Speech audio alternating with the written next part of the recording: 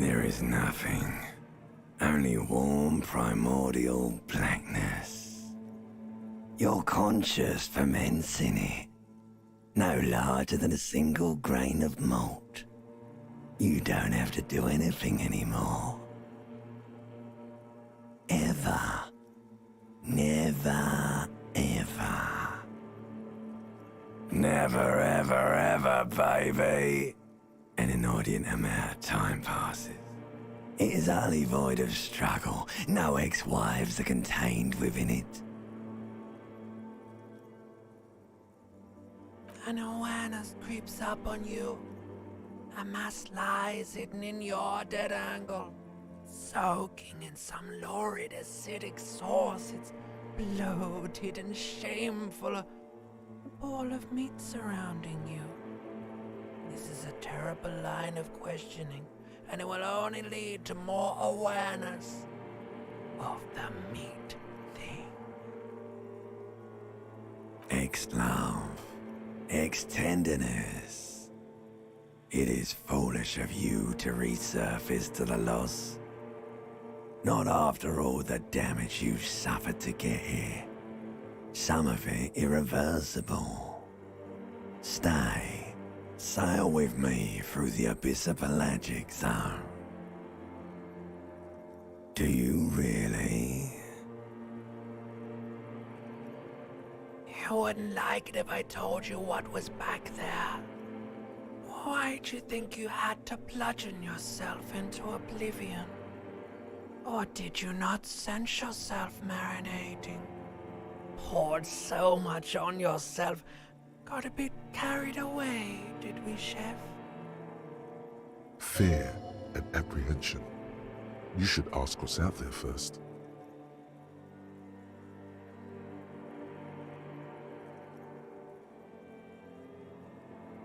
Yes, your one disco mother. There's this giant ball there. An evil apes. And the evil apes are juking it out on the ball. You're one of them. It's basically all just evil apes juking it out on a giant ball. Infinitesimally small. You can't even make out it's a ball when you're joking it out. It's that large. Vying for resources is just a stupid expression you picked up somewhere. The part of the presentation you want to take home with you is this. You have to beat the other evil apes in the face, or you lose. Somewhere in the sore, bloated man-meat around you. A sensation. Like a fly to the ointment, your conscience sticks to it.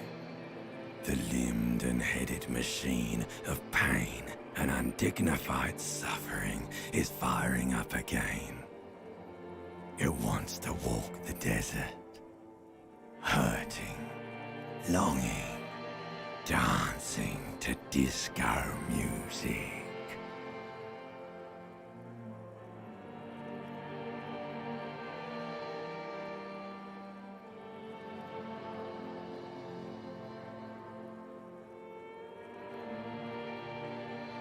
The stench of liquor rises from your mouth, and with it, an ungodly headache.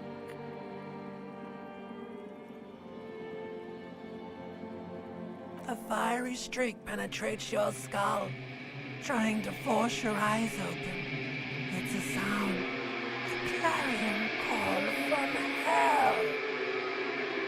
Somehow, you know what it is. A Caprice Canema motor carriage.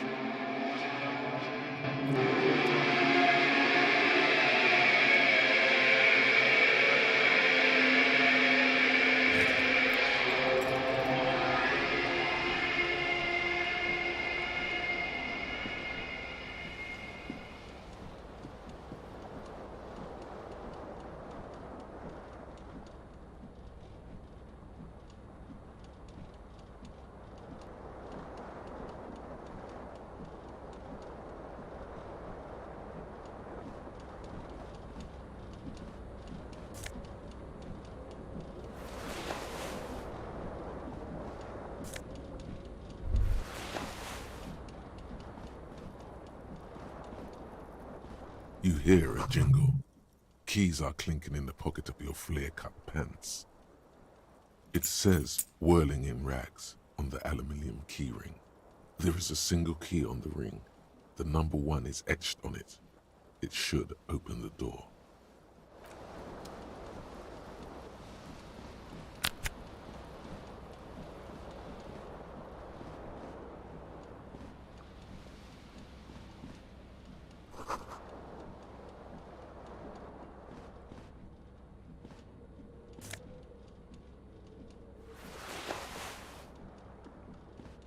A mirror hangs above a bent and broken sink.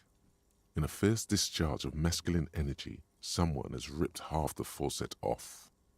Hot water sprays from the base and steam covers the mirror. You cannot see yourself, just the outline of a man.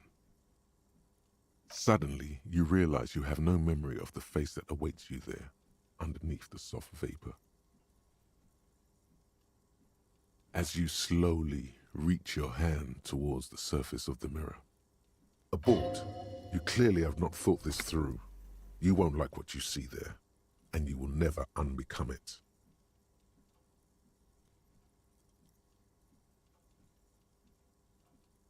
Behold. You have no idea who this thing is, do you?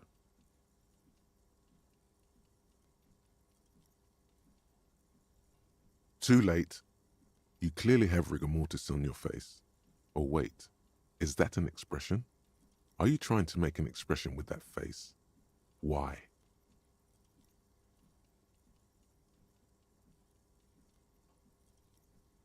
Please stop.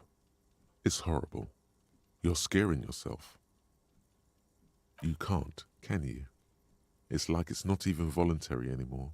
You have worn that grin into your face, and now it won't come off. What does it even mean? What is the emotion you're trying to convey?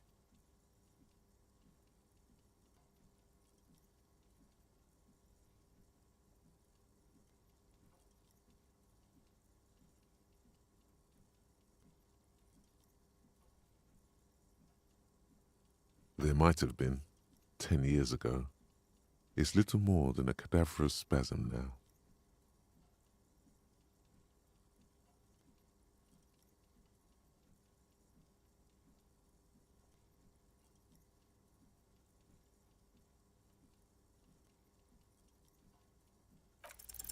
It belongs in the new, the 3rd decade of the current century. Enough time had passed from the failure of the revolution that, for a fleeting moment, free market economy seemed like the ultimate, uncontested way of life for our species.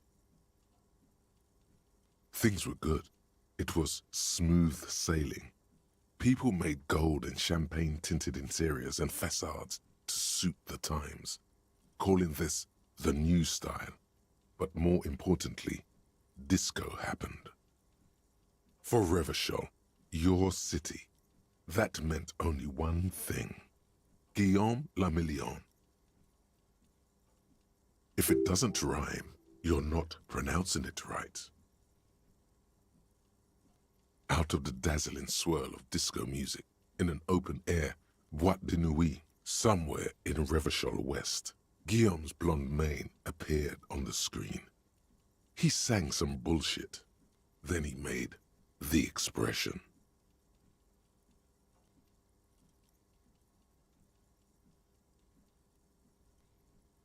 Some 20-odd years. There is a vast ocean of time between right now and the expression. Looking good on you, or anyone. Humanity has run aground in that time. It's a different world now. The expression is a relic. Everyone loved it. Maybe you thought some of the stardust would rub off on you. Maybe it did. Either way, it's all gone now. Only the grimace remains.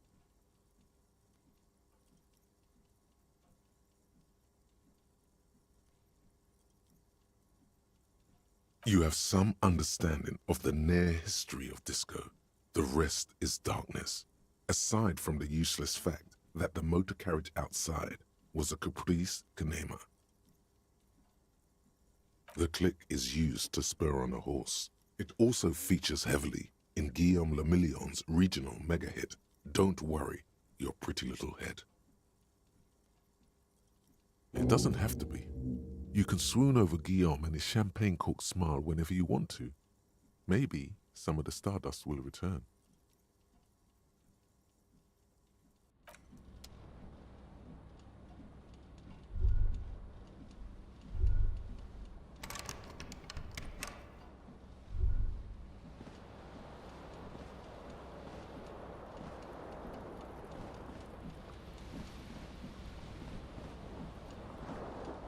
This fan has two chain pull switches.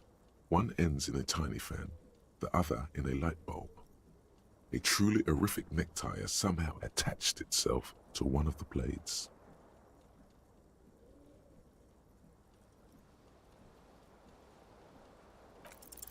You swoop up and catch the tie.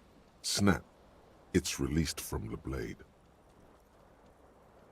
What you have in your hand is a truly hideous necktie, with 4 or 5 different patterns. The knot reminds you of a noose.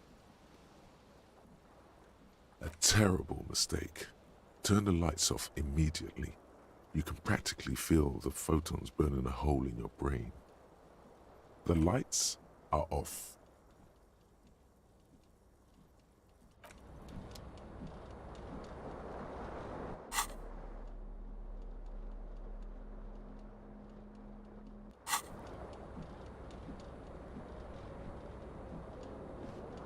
The window stands broken in its frame. Cold wind blows in. What do you mean, assess the damage? How would you do that? What are you even trying to do? The morning light hurts your eyes. It's hazy, but you see the ocean and some war-torn buildings.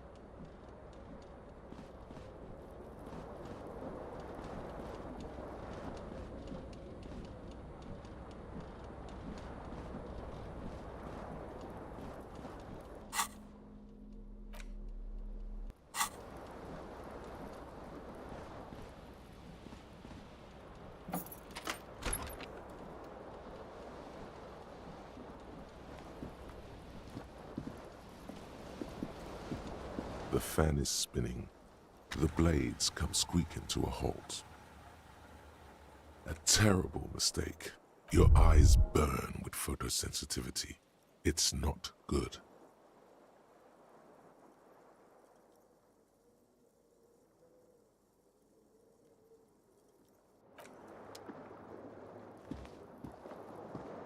The fan stands, the lights up.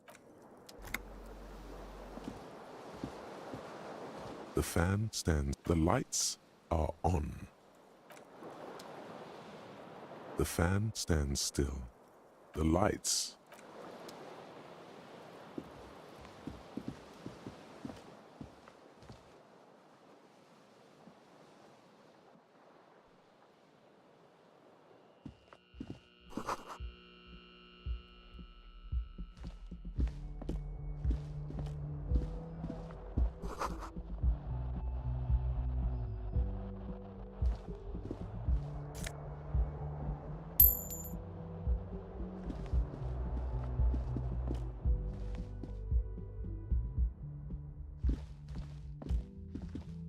Hello, officer. The young woman raises a cigarette to her lips.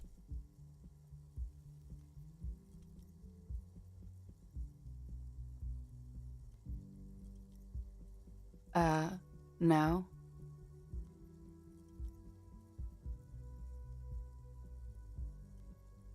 Because you're a police officer, sir. I am, yes. Unless you've been feeding us a set of very well-rehearsed lies all this time.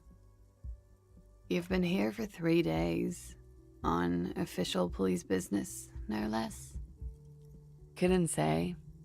In truth, so far, mostly drinking. Could it be because of the drinking? Don't be so harsh on yourself.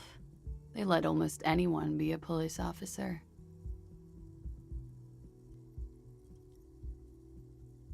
Of course. Be careful, officer. They don't like the police around here. She looks back at you, a light glinting off her eyes. Goodbye.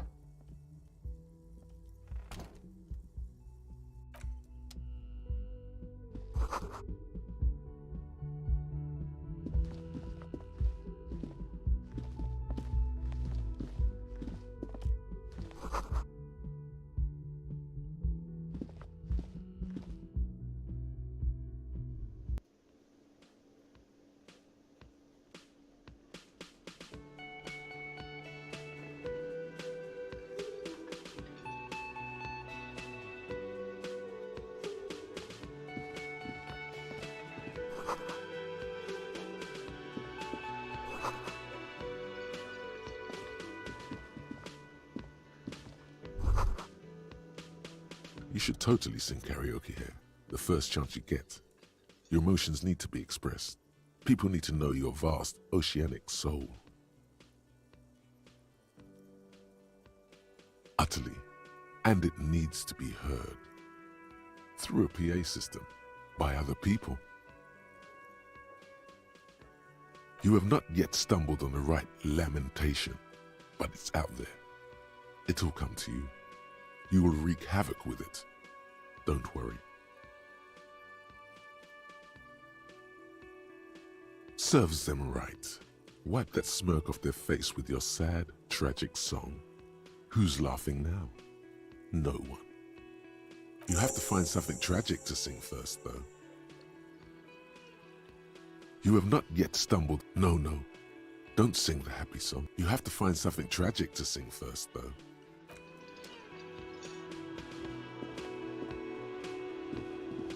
A man in his late 20s stands behind the counter. That was disdain in his eyes. Even now he's purposely ignoring you. Oh no, you're a hero. A real hero cop. Could the massive property damage upstairs have anything to do with this? Am I? Or did you ride in, take the body down, solve the murder, and not trash my hostel room?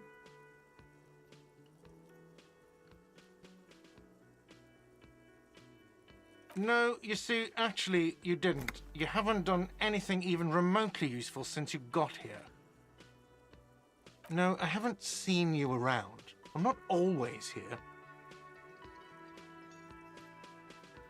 A competent work of taxidermy.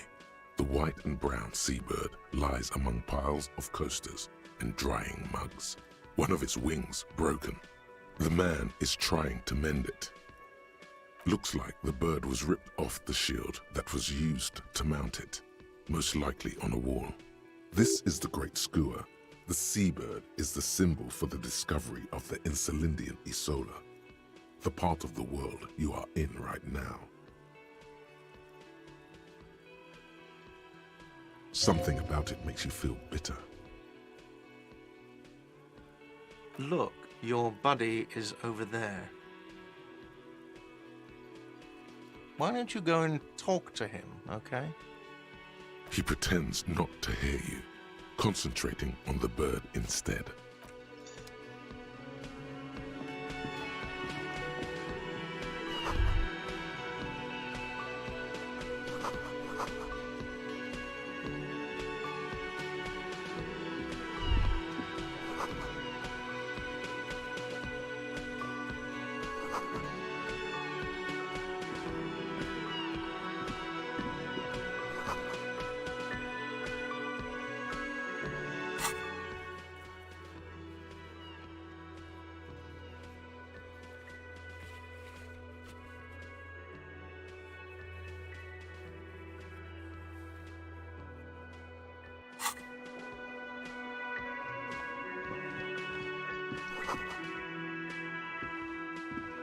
Hello, sweetie. You shouldn't keep your colleague waiting. A bespectacled man in an orange bomber jacket is tapping his foot on the floor. Looks like he's waiting for someone. You. As you approach, he narrows his eyes and extends his hand in greeting. If an assault were launched on this building right now, if the windows came crashing down and the whole world descended upon you, this man would hurl himself in death's way to save you. You are sure of this, but why? Hello, I'm Kim Kitsuragi, Lieutenant, Precinct 57. You must be from the 41st. You realize he's waiting for your name. This is your chance to come up with a really good name for yourself. Get creative. Conceptualize Raphael Ambrosius Cousteau.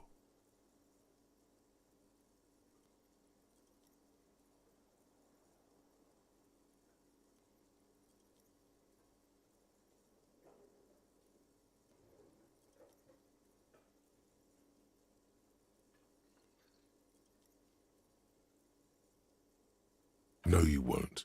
Raphael Ambrosius Cousteau is one classy name, and you're one classy cop. Say it. Yes, well, Not for a moment does he believe that's your real name. He casts it aside as an intra-departmental joke or a peculiarity he doesn't understand. it looks like we had a little scheduling error on Sunday. Saturday too, actually. Have you had time to talk to the manager here? What he means is, he has been trying to meet up with you for 2 days, but you have been otherwise occupied.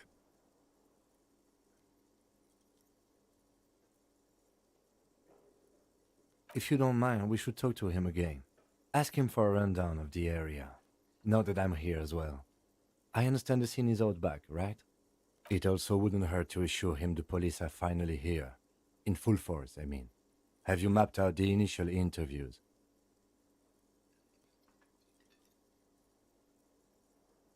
Right. And the interviews? Okay. We'll have time for that after we take a look at the coroner's case. Have you removed the dead body from the tree? Mm-hmm. So, the body is still in the tree. This is the first time you detect a weariness in the lieutenant's voice. It is obvious he would have preferred for the body to no longer be in the tree. Where it has been hanging for 7 days straight. We should go there as soon as we are done talking to the owner. I can see you drank last night and the night before, and that you are still drunk now. But I have seen officers go through worse. Much worse.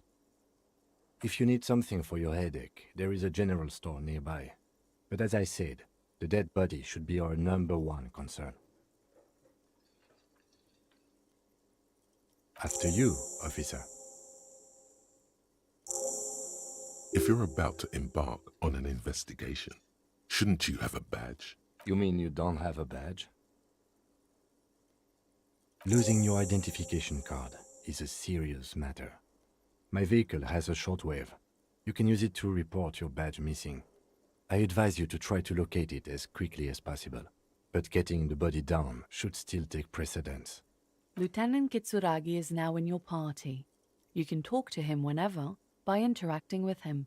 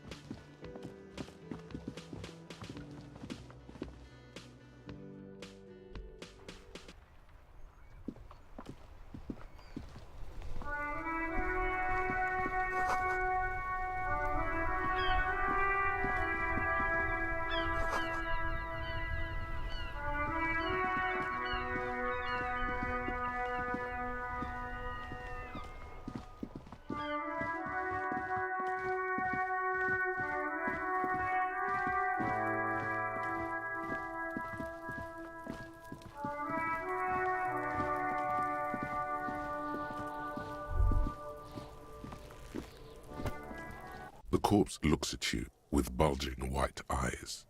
The face around them does not look human. It's swollen and ready to burst. His lips are fish-like and his tongue like a ball gag in his mouth. You seem to be holding your breath.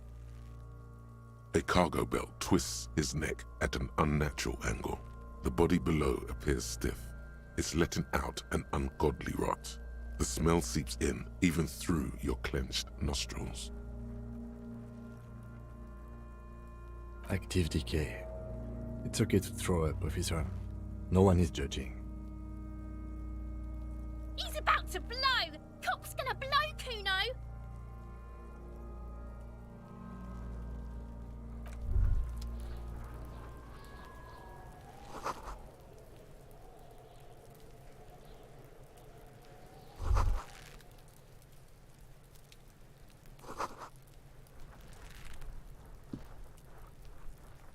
There he still is, looking right through you with his white eyes. The body below is entirely dedicated. The smell is repulsive. It pushes in from your mouth, more instant and more familiar than anything you'd expected, more fever than odor. It fills your mind, flushing you from within.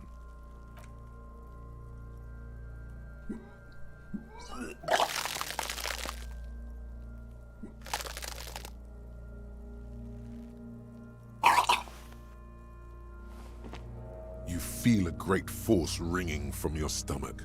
Your body curls and pushes it out, burst by burst, until a pool of vomit lies under your feet and your throat stings from the stomach acid. Keep it. The hangover is clearly making this worse for you. You could use some ammonia to clear your head. There is Frit nearby, east of the hostel. They usually have a small apothecary. If they don't...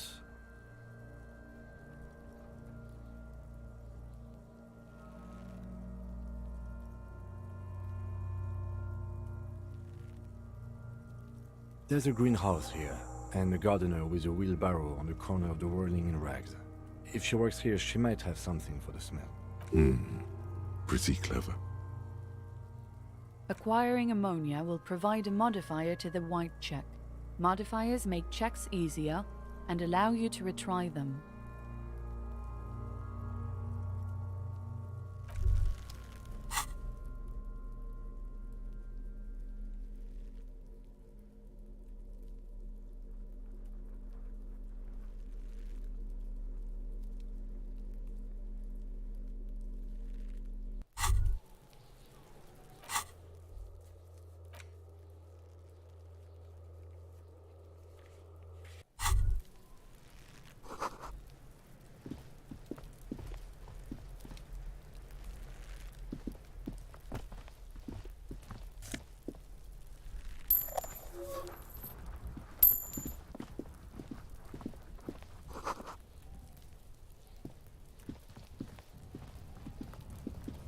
An inconspicuous pile of the roofing material, eternite.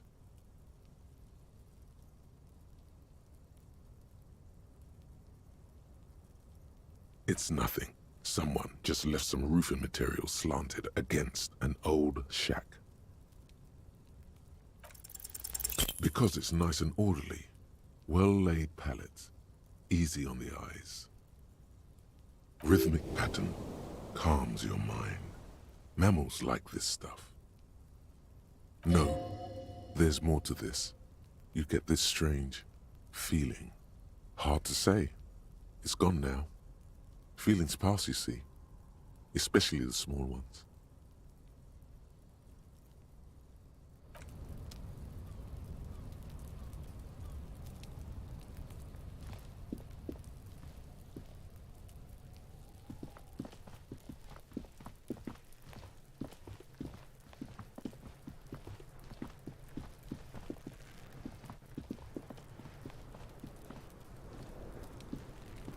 Kuno's got this! If there ever was such a thing as an ugly kid, then this is it. He's almost exquisite in his ugliness, like a gremlin. Oh yeah, Nappa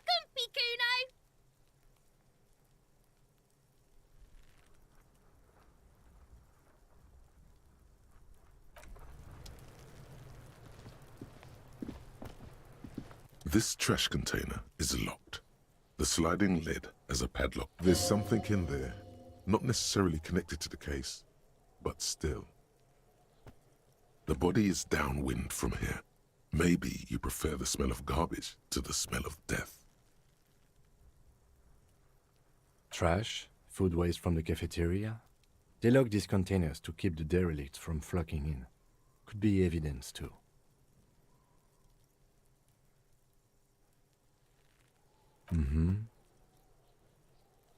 We could try using a pry bar. There's one in my motor carriage, or we could ask for a key from the manager of the Whirling in Rags. He probably has one. He might also have information. This is better than the pry bar idea.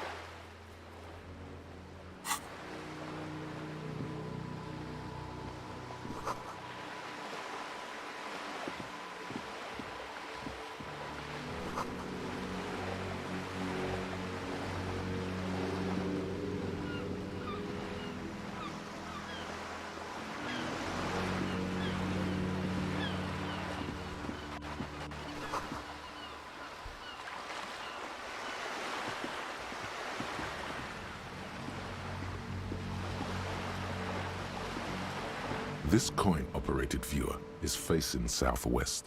Its coin slot is full of fossilized bubblegum, rendering the machine permanently inaccessible.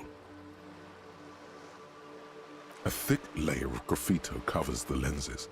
You spell out the word Onuk written on the other side, with N and C scribbled backwards. That's Kuno on the lens. Under the graffito, a sea of blues and greys appear. Behind the water lies a coast studded with concrete and reeds. On it, a church on stilts, lanky weather-worn wooden planks, an X-shaped cross topping its tower. You know this to be the star of Pericanasis, or the Cairo, the central symbol of the Pericanassian church, a star, a great moral height to be strived towards. The church looks old and weather-worn. There are no lights in the windows.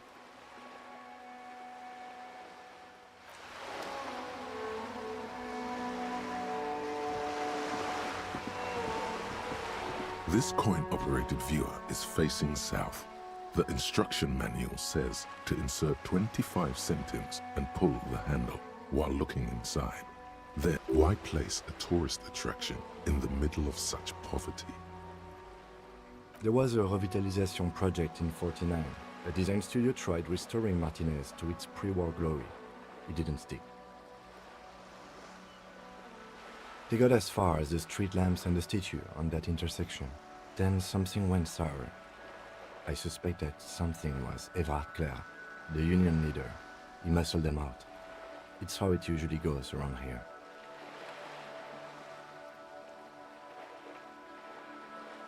We should have done something about the Union 10 years ago. That ship has sailed, officer. Your money disappears into the coin slot, a clunk, the ring of metal. The curtains on the display open. You lean in to catch the view. It's blurry, different blues and greens. In the middle of the shimmer stands a drab grey shape, like a ghost. The lenses shift. The ghost sharpens into an islet in the bay. In the ruins, a man-made structure is visible, a half-sunken sea fort, its concrete almost reconquered by nature. It looks as if it was abandoned quite some time ago. Nothing but a rotten tooth remains of the anti-aircraft tower. A lonely birch tree grows out of it. Really? I don't have the eyesight to make it out.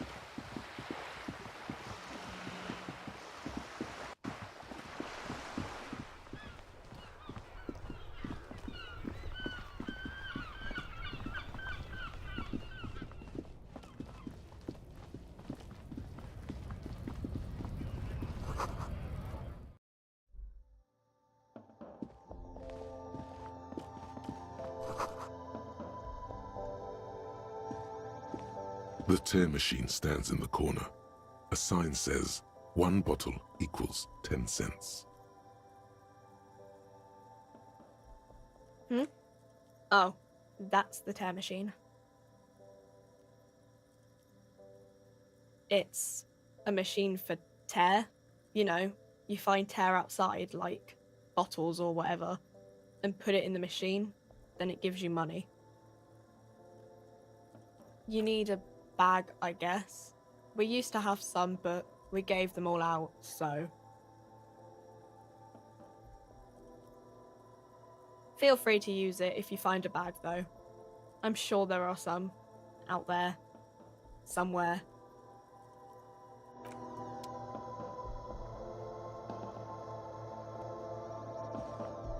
A small cabinet on the wall is filled with various medicine bottles, nasal sprays, and blister packs.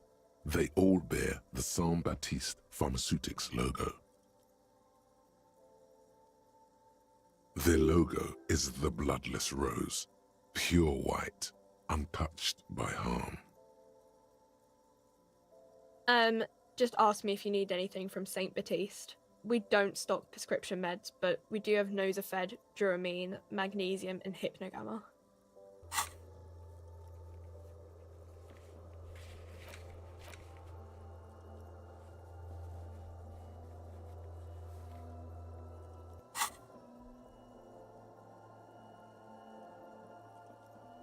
Yeah, there's like an ampule somewhere.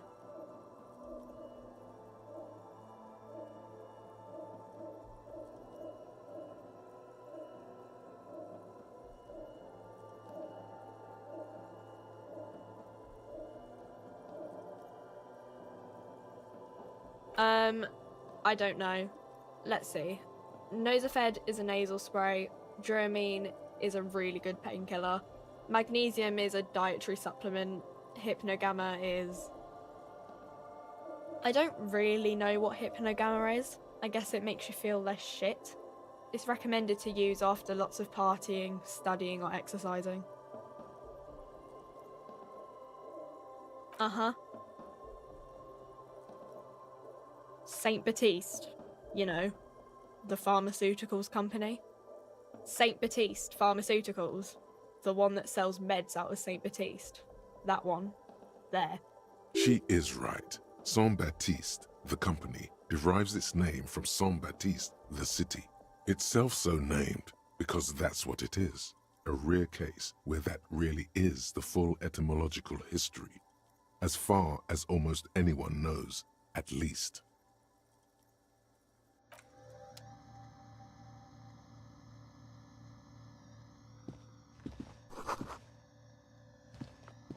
Yes? No response. He's having trouble processing it, believing it even. Have you tried concentrating on something other than your personal affairs? There is a sudden, harsh edge to his voice, like he's tired of hearing about your personal affairs. Fine. We should get through this day first. Off hours begin at 9 p.m. If you're still having trouble then, I can give you an orientation.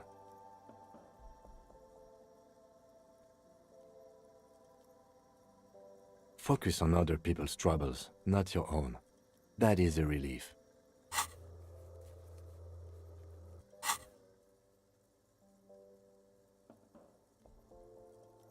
A moment passes. The lieutenant glances at the sports watch on his wrist. Me? I don't see how my life is pertinent to the investigation.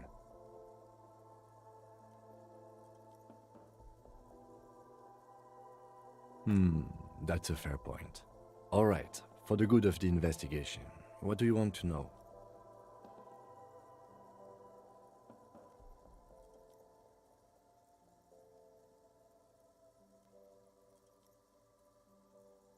No. The lieutenant nods.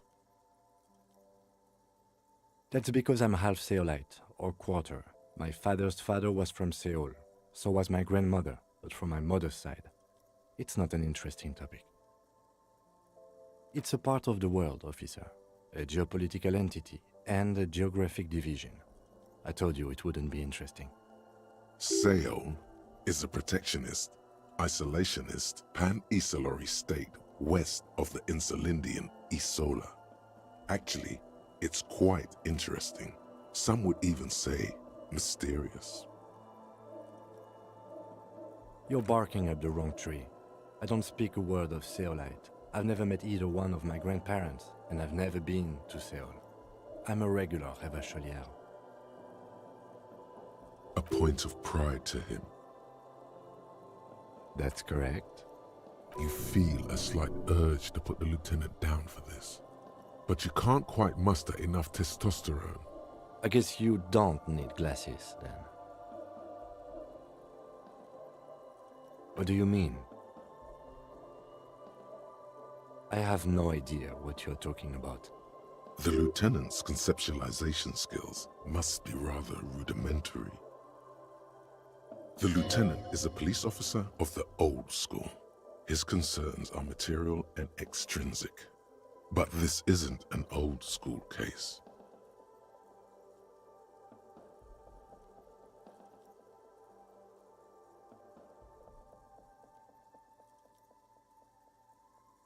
So what? That makes you the new school? God spare us. For real detective work, nothing beats a good notebook by your side. The lieutenant produces his small blue notebook and idly thumbs through a few pages. We all have our different mediums. His is written. You're super lucid, yet psychedelic. You don't need office supplies to connect to your nervous system. You're special. Good. Let's change the subject. What do you want to know? Maybe you can tell me what you do know to help me narrow it down a bit. Do you want me to brief you? 3 days ago, the RCM Emergencies Desk received a report about a security guard who was found hanged in Martinez. An anonymous caller said there was a dead body behind the Whirling in Rags hostel cafeteria. The cadaver had been there for 4 days. No one had come to investigate. During that time, the victim had been stripped of his belongings. The caller did not identify him, but used the word lynching. There is an ongoing labor dispute between the local dock workers and the logistics company Wild Pines. I was told we should approach the death as part of this dispute. A security guard or worker of some sort hired by Wild Pines. This was just hearsay from Martinez, of course. We need to find out the truth. To find him or her is one of our tasks here. For now, all we know is that the tone was muffled using a device of some sort. The desk could identify neither the caller's age nor sex. There's a strong prejudice against involving the RCM in what's seen as union matters. The dock workers' union is the de facto police in Martinez. Now it appears they've started executing too. We cannot allow that. That's us, the Revachol Citizens Militia. We're the police in this city. The RCM, or the Revachol Citizen Militia, is the police force you and him are part of. A self-organized peace corps of the occupied city of Revachol. The RCM operates within a legal twilight, yet its authority is rarely questioned. It's super useful to know this.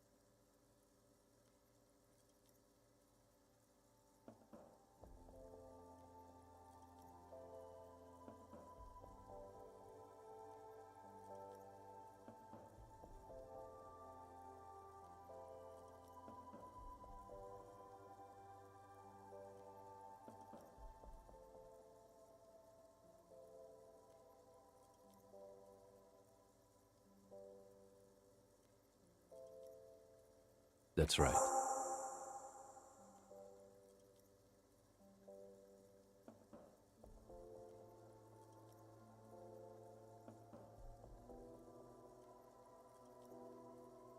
No, it's not a particularly mysterious case. The deceased is a security guard for a corporation involved in a labor dispute. It doesn't take a DeLorean polymath to put the pieces together. I just don't see the case getting more mysterious than that.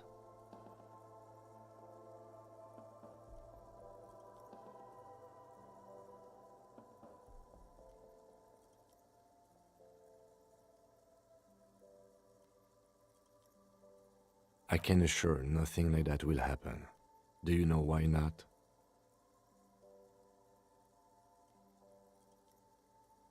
Because it's not part of reality. So desperately mundane. You need to funk this case up. There's something the lieutenant isn't seeing. The universe is too irrational, too morally complex. You should convince him. You mean like a brief? Do you want me to brief you again? There's no reason to wing anything. If you did 3 days ago, the RCM emergencies desk. During that time, the victim had been stripped of his belongings. The caller did not identify. Okay then. Was there anything else you wanted to know? I'm afraid you and I are pawns in a pissing competition. You don't know? I assumed you were in on it.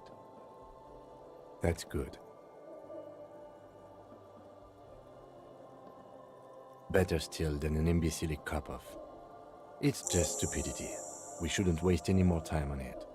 If you want my take, ask me after we've inspected the victim. Later.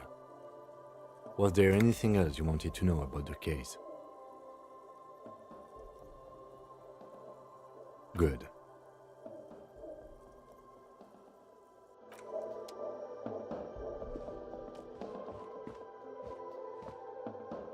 Welcome to Frit. Feel free to look around or something. What's that magazine she's reading? I don't know. Frit? A 7 to 11 grocery store. I think they think that the extra T makes it funkier. It doesn't. The story goes that normal Fritta, with 2 T's, a men's workwear shop in Vredefort, was already taken. So when Fritta Retail Inc. grew into a multinational corporation, they had to add an extra letter to avoid trademark infringement.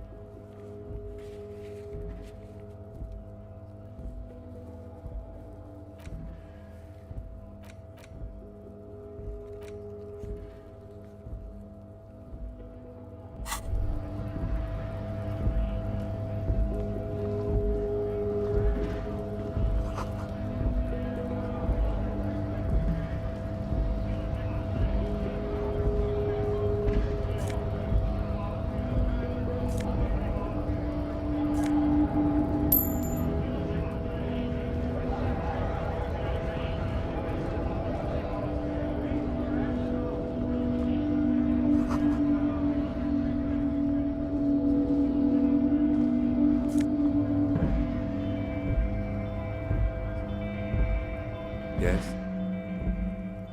Excuse me? You have a distinctive way of walking. If I were to walk in front of you, we would surely collide. I hope you don't take this the wrong way. It's just a collegial observation. In the 57th, we call it the Jamrock Shuffle. Officers from Jamrock's 41st Precinct tend to move a bit erratically. They say it's a scene-clearing technique developed by one of your lieutenants for gathering evidence. It's erratic, yet thorough. Prioritizes containers. I don't know. Containers contain, I guess. I'm making assumptions. We should move on. Passing along frivolous interdepartmental stereotypes is not usually his oeuvre. He regrets bringing it up.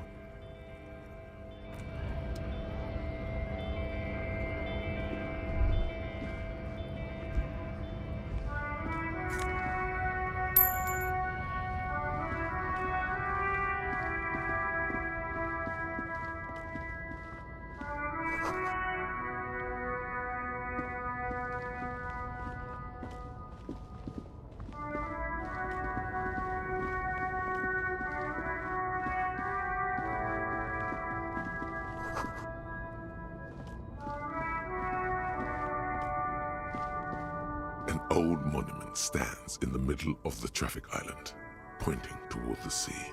It looks as if it's been reassembled piece by piece, secured and mounted in the air with the aid of numerous ropes and rods. A silver plaque on the statue's pedestal reads, "I am Philip III, the Squanderer, the greatest of the Philippian kings of Revachol, son of Philip II, the opulent, father of Philip IV, the insane.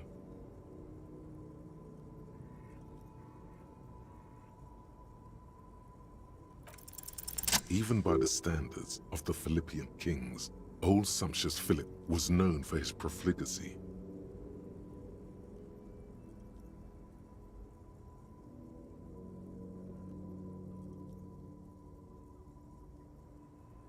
Well, he blew through the whole national treasury, starting the decline of one of the penultimate century's greatest superpowers, the suzerain of Revachol.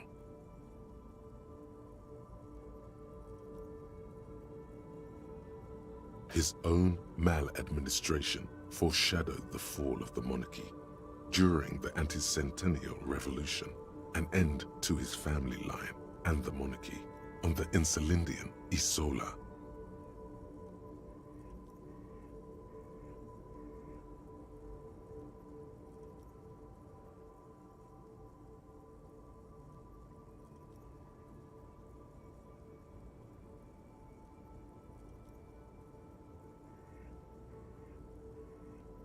Stories have it that he had his bedroom converted into a treasure chamber, where he stored unfathomable wealth. Krugerrands, bars of gold, ornate weaponry, armor, and various chalices. He called it the Sol Aurum. It was obscene.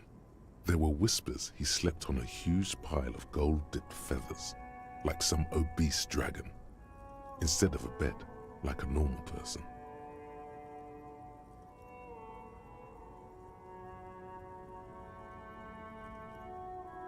But wait, you haven't even heard about his fabled cocaine addiction.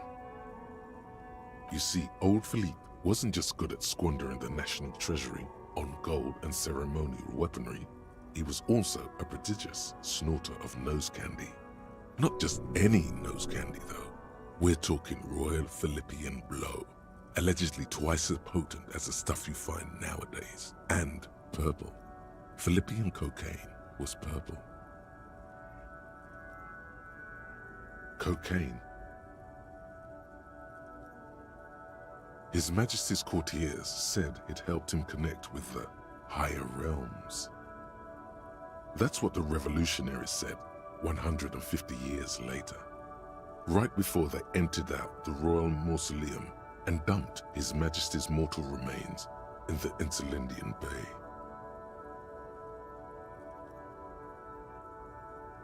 Beneath the cold waters of the Insulindian Bay, thrown there by the revolutionaries after they cleaned out the royal mausoleum. The original was blown apart by communards, then further damaged during the landing of the coalition's airships during the turn-of-the-century revolution, when Martinez was leveled. Most historians think the coalition's hasty landing may have ultimately saved the statue. If the communards had more time, they would have reduced it up to even finer pieces. Some years ago, a group of liberal, artistically inclined individuals, designers mostly, thought it would be ironic to restore the statue of the most wasteful ruler of Revachol in the poorest part of the city. The statue is supposed to capture the moment it was blown apart, like an instant frozen in time, a rare butterfly trapped in amber, floating on a sea of shit. People in Martinez tend to disagree, as do many prominent art critics and thought leaders with more nuanced social awareness than the young ironists. Philip III, the squanderer, however, with his bronze face up in the air, doesn't seem concerned about what the hoi polloi think of him in death. Not that he ever did in life either.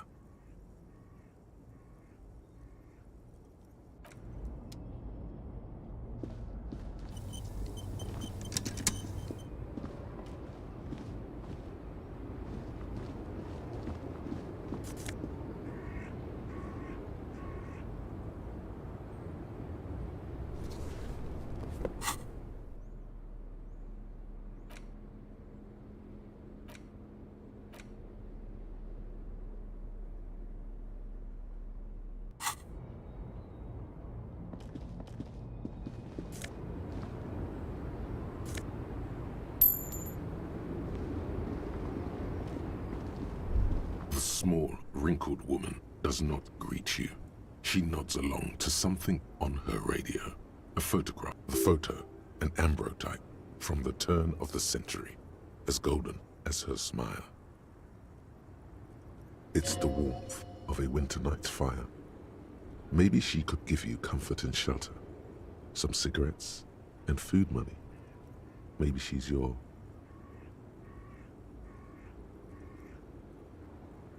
No response. Wherever this woman is, your words fail to reach her. Nothing. Her smile. Wait. She's just a distracted old woman. Better to leave her alone. Why? I just told you why.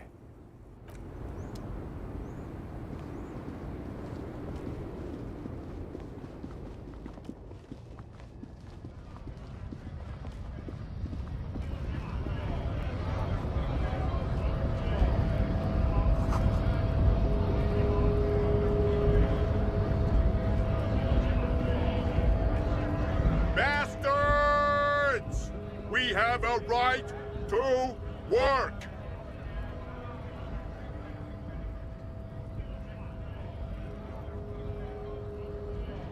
Hold up and stay frosty, everyone. Cops are here. You here to fuck with us? Beat the honest worker down. Good. We're fighting for a cause here. Right to work! Right to work! Besides, we're not that different. It helps if people see us talking, cops and strikebreakers together. Shows authorities are on our side. Builds confidence. Rights of people. Rights of workers. To have gainful employment. To make a salary. And feed their families. His manner of speaking is wooden, the tone of voice bland and uninspired, almost as if compiling replies from a set of learned phrases. Might be time. Don't let the fat bastards tread on you. Cops tend to side with the higher-ups, but you're essentially still workers. I don't trust cops, but I can see you understand the... Right to work! Right to work!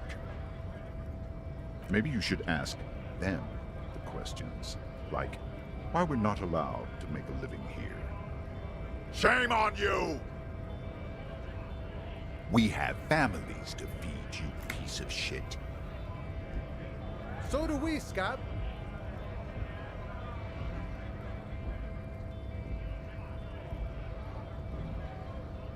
When a bunch of ungrateful, lazy cockroaches can't get their act together, decide to block honest work for other people.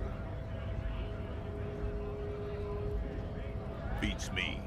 They mumble nonsense about boardrooms and workers' rights, while we Have the right to work! have fun.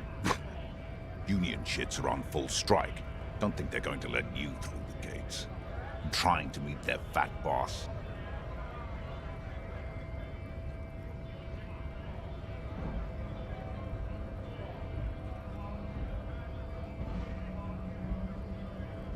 I know nothing about a murder. Wouldn't put it past these harbor bugs. They'd do anything to stay alive. Right to work! It's shameful. Cops doing nothing. You should bring backup. Open up the gates for us. Blockading gainful employment for workers is a crime. We are not picking a side in this just yet, sir. Pity. Let us work!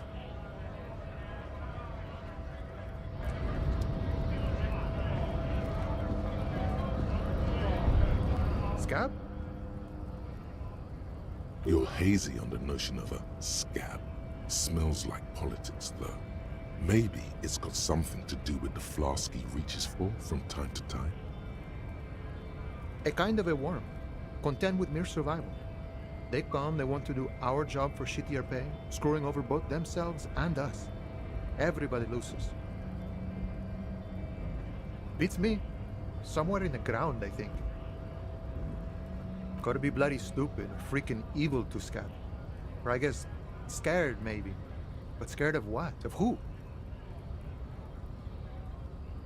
Personally, I'd rather beg than scab. If the gentleman shouting on the street came begging, maybe they'd have gotten something. We've explained the matters, but they don't listen. This lot would be reasonable and go home if the big guy wasn't riling them up all the time. Big guy. He means the leader of the scabs.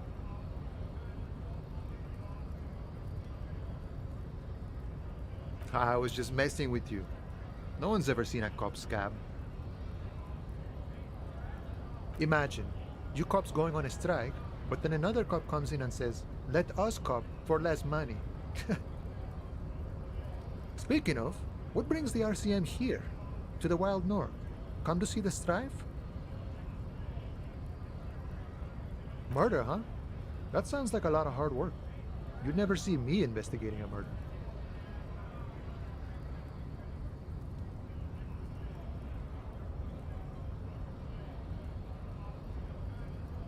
That's okay. I have no idea what I'm doing either. I don't even know what day it is. Don't tell me. It's a better day that way. My friend, I respect the right to roam. The open range awaits. I don't operate in that capacity. I'm not a granter of passage. The passage grants itself. If it's all so simple, why don't the strikebreakers just go up the stairs? Aye. Walk right past Measurehead and go in. Yeah, the 2.5-meter tall Semini Supremus is there. Walk right past him, then press the button to unlock the door, then go past him again, and you enter the arbor through the office. Está. The man whispers a jaunty tune. A coastal breeze ruffles his hair. You know, serious business. I'm sure the big boss will be glad to tell you. You'll have to ask him first. He's a chatty guy. Wants to talk about the strike. Return once you've met the union boss and are on a better footing with the organization.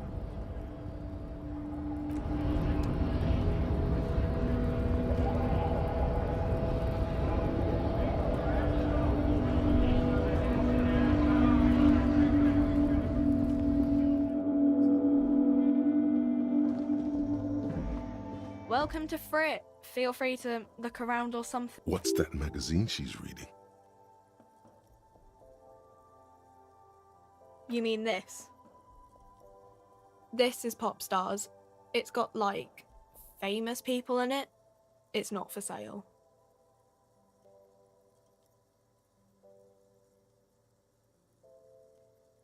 Yeah, they're kind of boring, but, you know. Okay. I'm not really supposed to be chatting to anyone, but...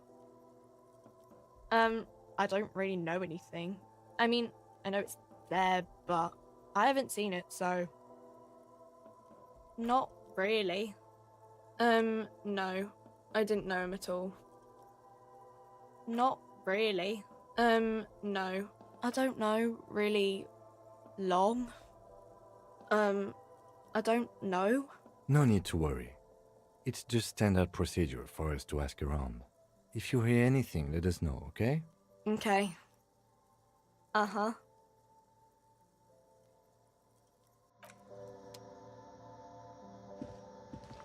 You see several packaged raincoats fill a low shelf beneath a display of croissants and juice bottles. The raincoats are transparent, except for the big Fritta slogan on the back.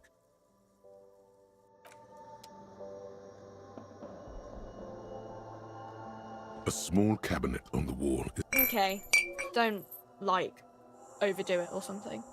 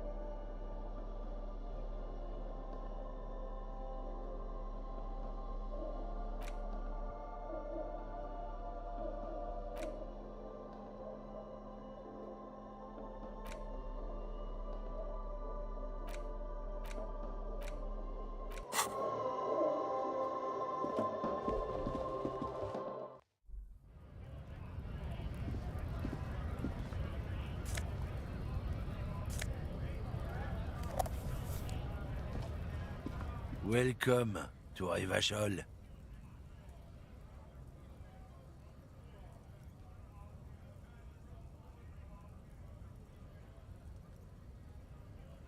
Don't you welcome to Revachol me.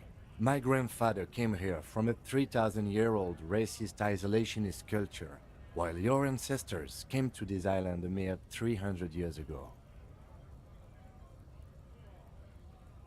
Every school of thought and government has failed in the city, but I love it nonetheless. It belongs to me as much as it belongs to you.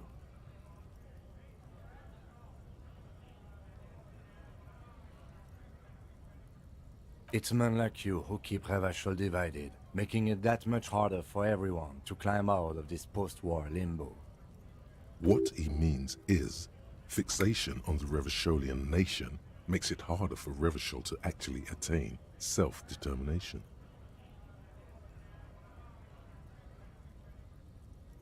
Oh, come on, man. I just said, welcome to Revachol. It's a lorry driver thing. I know exactly what you meant. You think my kind doesn't belong here, that I should watch myself and behave. But you see, I'm an officer of the RCM. It's actually my job to make sure you behave. I would advise you to remember that. Silence. The air between them becomes tense. Your partner needs backup. Now's your moment to shine.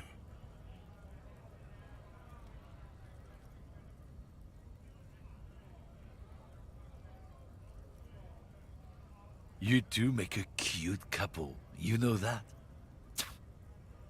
The lieutenant exhales and resumes his regular calmness. Whatever you say, officers. Oh, not much anymore. I'm here to pick up some cargo, but the dock workers are on strike, so it's a sit and wait on your ass situation. The strike? Oh, they've been at it for a while. A month, 2 months maybe. But this here is just the last week or so. Apples? Apples is exactly the kind of thing you'd say if you had something to hide. Yeah, apples? I take it you had other questions? It's about biological determinism, natural law, the sorting of the races. Not the most popular topic nowadays, with the coalition in charge and all. You might want to change the topic. That is, bury your head under the sand like common sheep.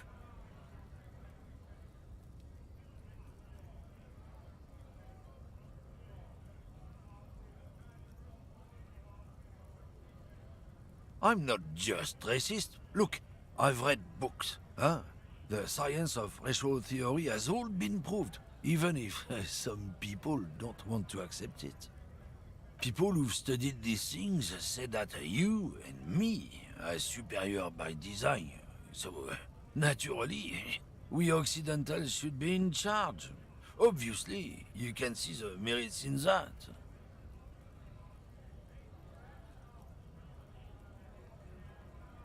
Open your eyes. Haven't you noticed something different lately? An unfortunate downturn, maybe? Huh? When members of the superior race cease to believe in their innate superiority, they stop competing for resources. This concerns you, policeman, so you better be vigilant.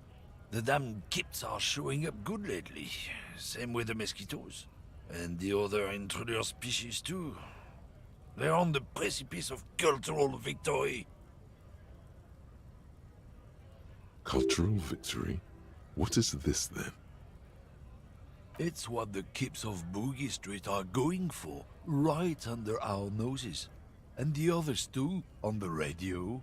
Heard any chansons lately? Heard any motetos or leader? No.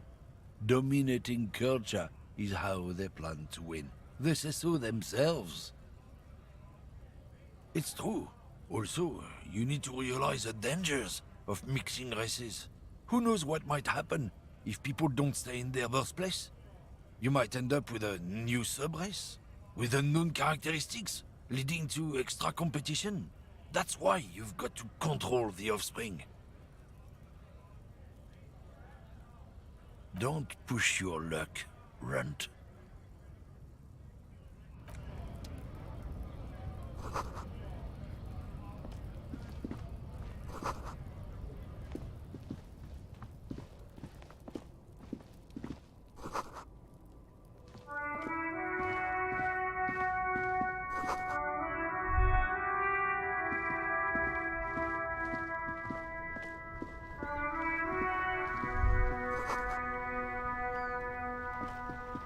The RCM in Martinez. What can I help you with? We don't see a lot of police around here, that's all. Of course. What can I help you with? Of course. Where to? What do you mean? Yes, sir. District of Martinez. This intersection is called Roundabout North. He knows where we are. He just wants directions. There's the pier, the Cape Side apartment buildings, some more tenements. Not a lot, really. The harbor gates, some kind of commotion, I think. I don't follow the local politics. A fleet store, too. Some shops and a bridge. The canal bridge leads to the coast, but it's broken, I think. Some kind of accident, probably. Just coast. There's a little fishing village there, and a fish market, but that got closed down ages ago. It's just water. No, actually, I think they call it the Martinez Inlet. There are some islands in the bay, but they're hard to reach. No problem. Excuse me? She's uncomfortable. Maybe you should drop this line of questioning.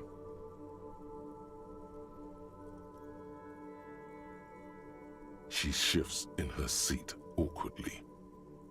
Of course. I won't hold you back. Her gloves. You get the feeling that you need them. You have a dead body to deal with after all. Sure, keep them. I have another pair.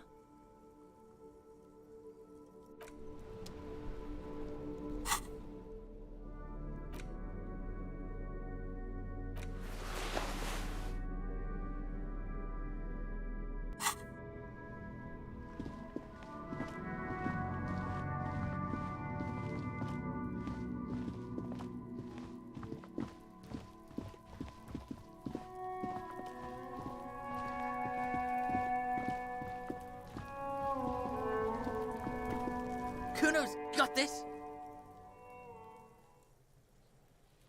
If there ever was such a thing as an ugly kid, then this is it. He's almost exquisite in his ugliness, like a gremlin. Oh yeah, nappa gumpy, Kuno! Can't talk, pig. Shit's coming up strong. Throwing rocks. Shit coming up strong. That sounds good. Joyous. You should hang out with this kid and see what that juicy shit is all about. I mean drugs. The kid's on drugs. Yeah, Kuno! Ride the lightning, Kuno! Kuno's riding it, see? The rake, Kuno! You should throw the rake at him, Kuno! The fuck does Kuno know what a rake is? Kuno's not a gardener. We shouldn't do anything. I don't tempt such forces. You will see. The language these kids are using, pure unfettered id. There will be no reasoning with those creatures. The fuck are you talking about? He's calling us Kuno! He says we're fucking each other!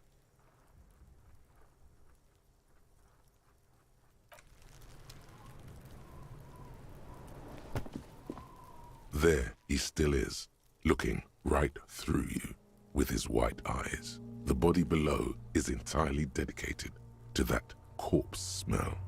Emitting it is all it does now.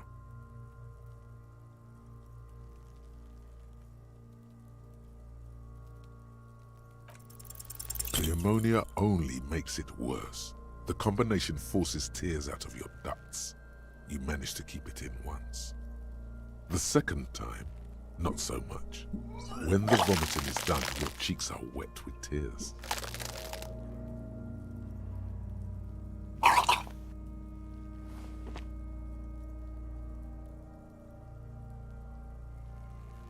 Are you okay, officer? The weight is reassuring, like a krenel on solid fortification. You're facing tough odds here. It's aggravated further by alcohol withdrawal.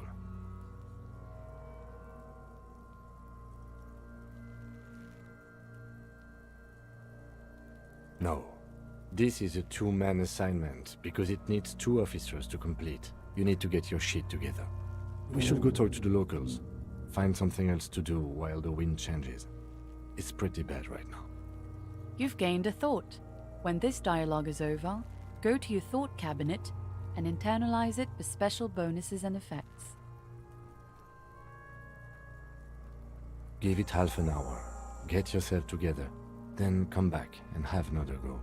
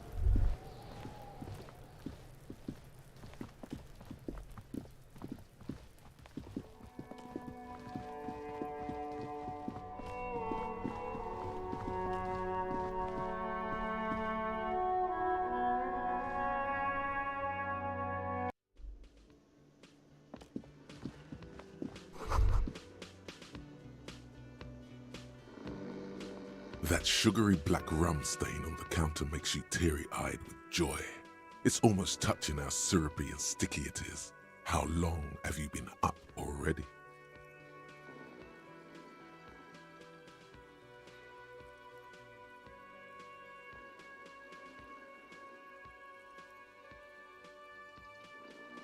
Oh, excuse me. Do you have something better to do than lust for sweet syrupy rum and lemonade? With a twist of lemon?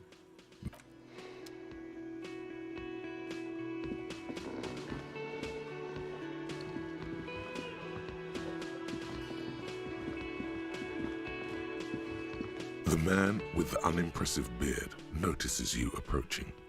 He drops the ledger he was holding and turns to the lieutenant. Mr. Gart, right?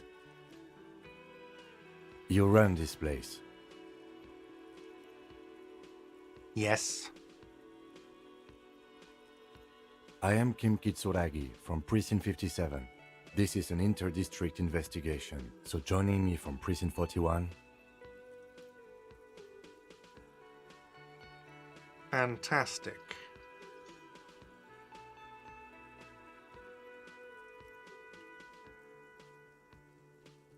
Right. Now, I know it took us a while to arrive at the scene. It also took you a while to call us and report the dead body. It was you who placed the call, yes? No, I only just got here. It was probably Sylvie who called you. She usually works the bar here. I'm only temporarily taking over her duties. Do you have her number? As a matter of fact, I do. You said you just got here. From where? Are you a local? What, of Martinez? No. I live in Jamrock. I only sometimes come here to keep an eye on the place. This is just one of the many, many cafeterias I manage. But you still know your way around, yes? In case we need directions. Yes, I know where some things are, but as I said, I don't live here. I just used to work here. And I'm not going to start working here again, if that's what you think. I didn't imply that. Detective. He probably means this is where you step in and ask your questions. His face expresses profound doubt in your having this. Ask him about the body's location before asking if he killed him. She went away because none of your business. Have they not been telling you you're a cop?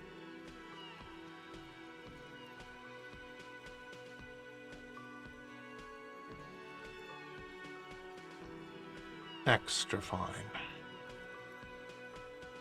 No, I'm not the bartender. I'm the cafeteria manager.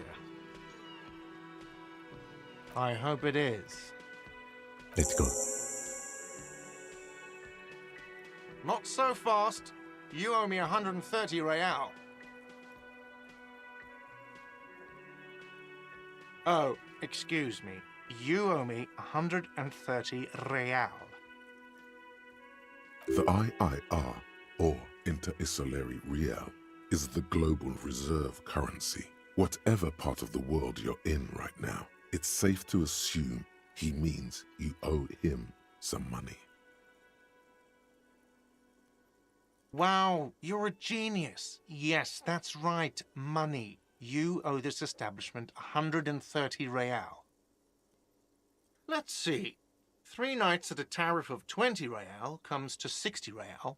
Then there's the window you annihilated. The hole in the window was the first thing I saw when I came to work. So don't try to tell me you didn't. That will be 40 real in damages. Another thing you've annihilated is half the bar.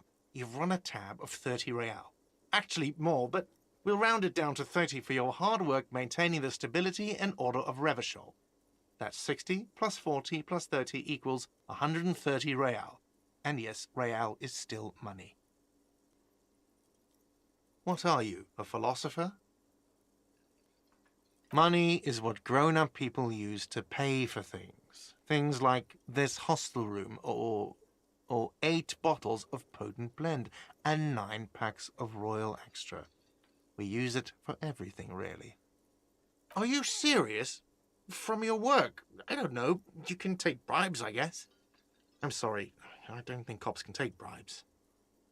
Some do take recompense, but only to survive. Yes, it is.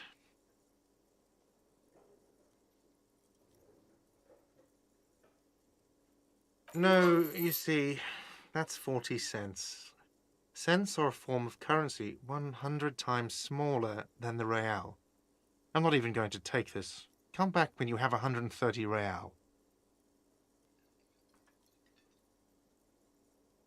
Yes. It is. Isn't it evil? The order of magnitude between what is asked of a person and what they have. It does, doesn't it? There's a shuffle of nylon as Lieutenant Kitsuragi looks for something in the pockets of his orange bomber. That's cop 4. I haven't offered to pay because I don't have any money either. I'm sorry, but he has to pay.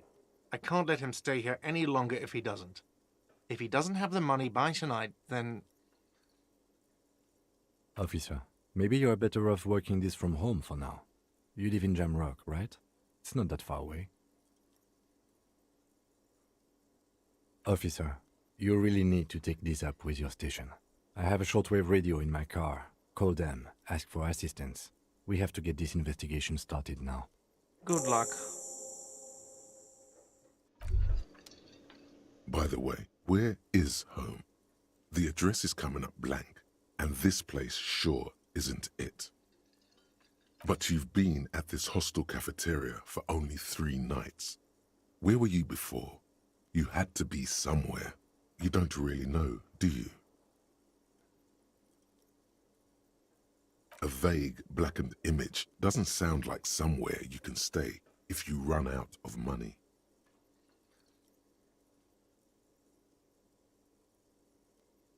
You can try. Run some addresses in your head when you get the time. Maybe a street or an apartment will appear.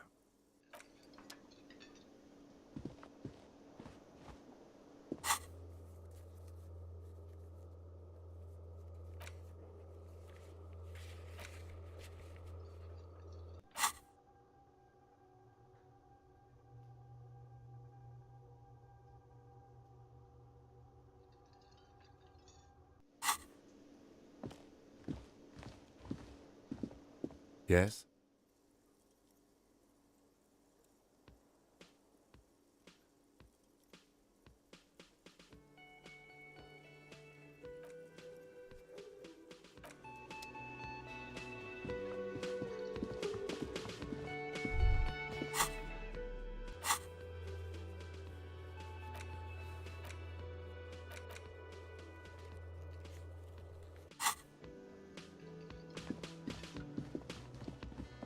Hello, sweetie. Wait, who's Sweetie? Why, you are, officer. And have you found anyone to be sweet to?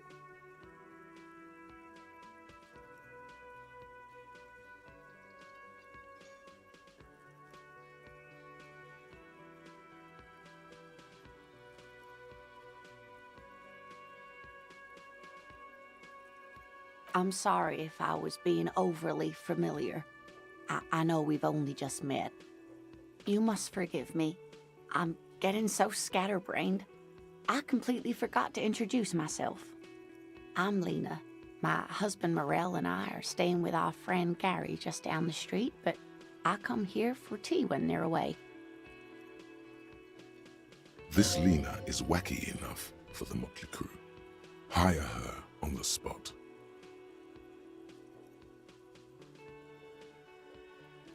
Yes, dear. I'm a paraplegic. A paraplegic is someone with limited or no ability to use the lower half of their body. Paraplegia is caused by spinal cord injuries, like falling from a great height, or a grenade explosion. No, dear. I'm not quite that old, although I was injured in the line of duty. Oh my, what happened? That's how I feel about the accident. I was a training and development manager at a rapidly expanding mail-order shoe company. You'd think it would be a safe job, but I had to be everywhere, and, well, once I happened to be under some faulty scaffolding. I was lucky. This was almost 20 years ago, and I was compensated exceptionally well. One can only dream of such payoffs nowadays. That's quite all right. I'm used to people asking questions. I know they're thinking about it anyway.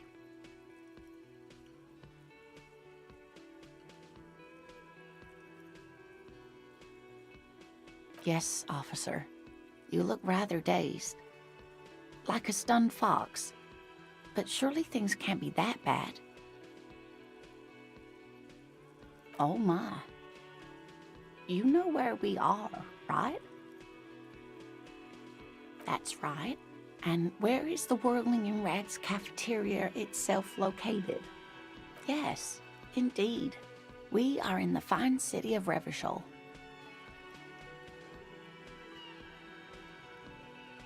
How would I even begin to tell you? Revachol is the most beautiful city in the world. We're fortunate to be here, you and I. I haven't seen very many other cities personally, but everyone says so. Revachol is a rare jewel. This city used to rule the world, though it has seen better days. Speaking of history, you know what year it is, yes?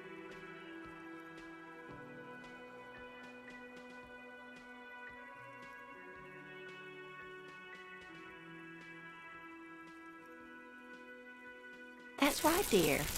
How splendid. Here, take this pen. Knowledge should always be rewarded. Her relief is palpable. She was getting pretty worried about you there, but now she relaxes her shoulders. I can tell that this is taxing for you, so I'll just ask one more question. What regime are we living under? What mode of government?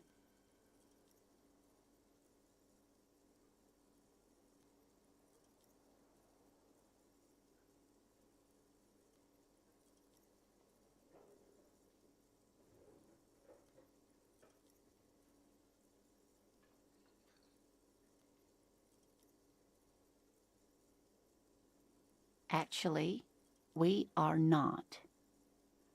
You could say that about almost any other nation, but not Revachol. Try it one more time, officer. Oh, sweetie. It's really not. There used to be people who thought that way. Other people who wanted those things, but they all went extinct. Revachol is a zone of control led by an alliance of foreign powers called the Coalition. We have almost no government of our own, and certainly no dictatorship of the proletariat. But they still have cops. Oh dear. And you were doing so well. There aren't any cops in Revachol, not in the traditional sense. The status of law enforcement has been a complicated matter since the revolution. But we should stop for today, sweetie. You look like you need a break. Besides, I'm not the best person to explain the big things to anyone. She's scared now. She's realized you really are brain damaged. A defeat, I'm afraid. The people of this archipelago tried to build something new, something different. The rest of the world didn't like it, so they came and ended it. This was 42 years ago. It has something to do with everything. I really don't know how to explain it better. Someone more educated in sweeping matters.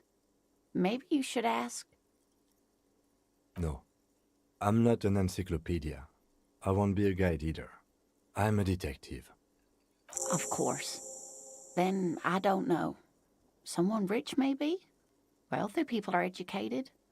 Though I don't know where you would find a wealthy person in Martinez. Of course, dear. Good luck with your case.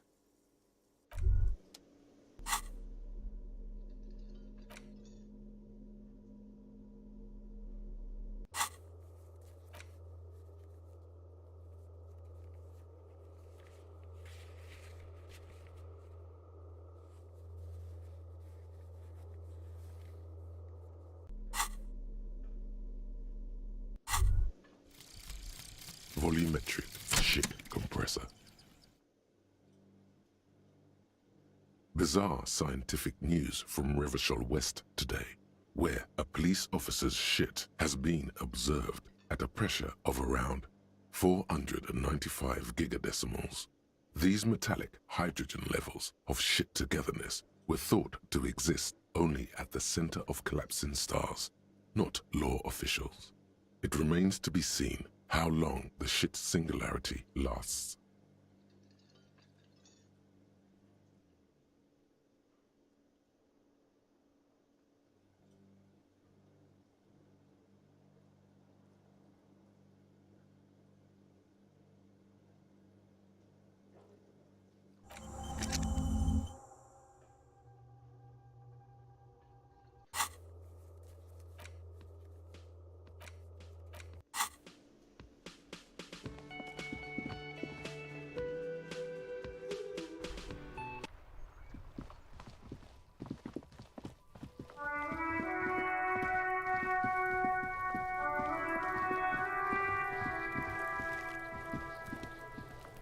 There he still is, looking right through you with his white eyes. The body below is entirely dedicated to that corpse smell. Emitting it is all it does now. As you breathe in, the odor comes over you. It's a spell of the mind telling you to run, and your stomach to wring itself empty. With your hands at your sides and your eyes squinting, you stand in it. They do after 7 days, yes. We are deep in decomposition here. The man before you is naked, but for a pair of underpants and enameled boots. His skin is greenish, marbled with decaying veins, and blotched by lividity. A fading web of tattoos covers his chest and shoulders. The cargo belt used to fasten him to the branch above appears industrial in strength. The material appears to be ceramic. Its clean white stands in stark contrast to the decaying flesh above the knee. The man wore thick polymer socks, probably for padding. A fine array of interlocking plates covers them. Delicate and fragile, they feel alien to the world around you, out of place somehow.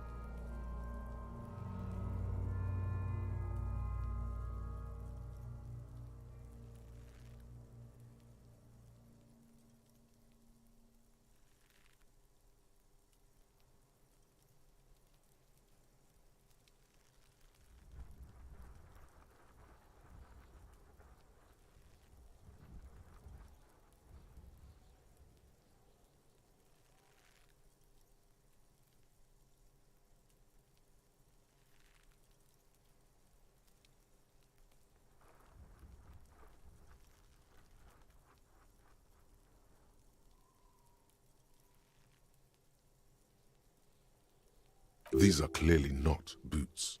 They're armor, possibly part of a larger set. Indeed. Technically speaking, these are sabatons, not boots. Ceramic plate, zirconium dioxide, most likely. This is where the make would be.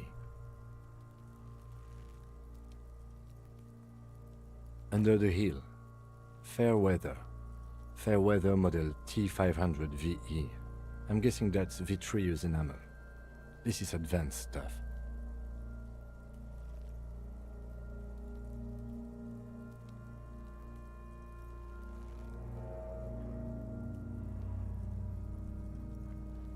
Piece by piece. He's been out here for 7 days. It would be odd if they didn't. We should keep a lookout for these pieces. The armor could yield information. Maybe he'll know something. No, he must have worn something precious underneath his clothes. They've removed all his clothes to get to it. They did not just strip him for the putrid rags.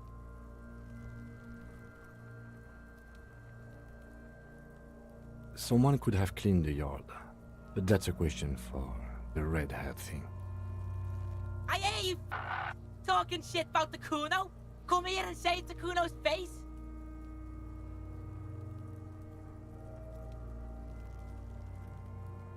They usually hang them completely naked for that. La puta madre, the Mazda, the Besmerties and the like. This one still has his underpants. What? Are you trying to ignore me now, fuckface? Kuno, this boots shit is super boring and the guy's a total vitupaz. It is. It's expensive.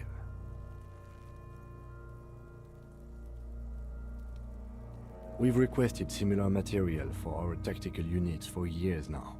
The constabularies deemed it too costly. In that time, we've lost 6 men to semi-automatics.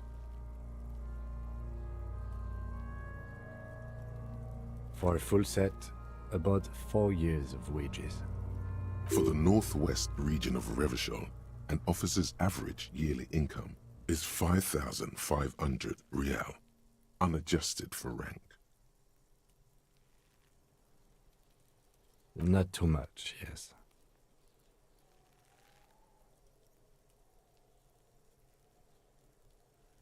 The lieutenant nods, wiping his finger on his sleeve.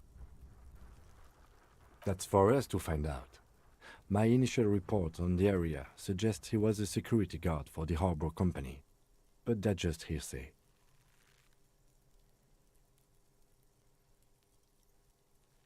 I agree. This equipment is way beyond what a guard can afford. A small bell-like sound fills the air, like tapping on the side of a porcelain cup. It's anything but. This material is a kinetic redistributor. It spreads kinetic energy horizontally, from plate to plate. This Faint, organic lines cover the plates where they separate into smaller ones. These plates then divide into smaller plates until there are hundreds of them altogether. Like whirls of floorboards, the design looks organic, influenced by highly resistant wood materials, like lignum vitae and ebony perhaps. If trees were made of porcelain, this is what their cross-sections would look like. The smooth, glossy surface fractures into ever more intricate interconnections, peaking on the right sabaton, where you notice. The whirls are in the shape of a letter and number combination, E50, 100, 1000.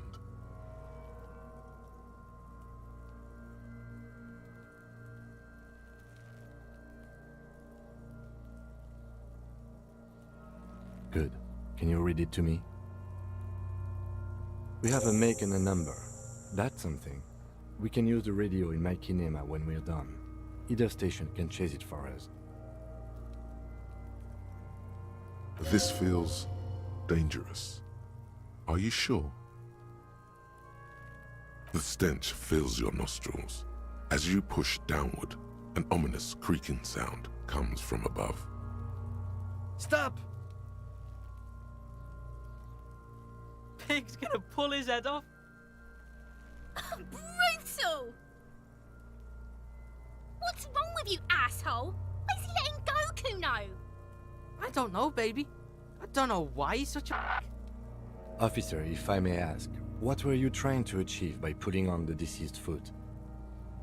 The cadaver slowly twists on the cargo belt, his torso covered in tattoos, and extremities blotched pink. We should have a look at that belt before we even consider taking him down. It looks worrisome. The hangman's knot is pulled tight by the weight of the corpse below. Yellow, hard-edged polyester cuts into his neck. Above, a sliding buckle ties the belt to the branch.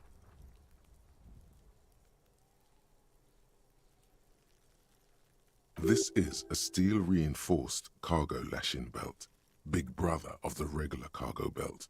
It's used for tying cargo under six-rotor airships. Airlifting. I thought it was used on lorries for strapping cargo to them.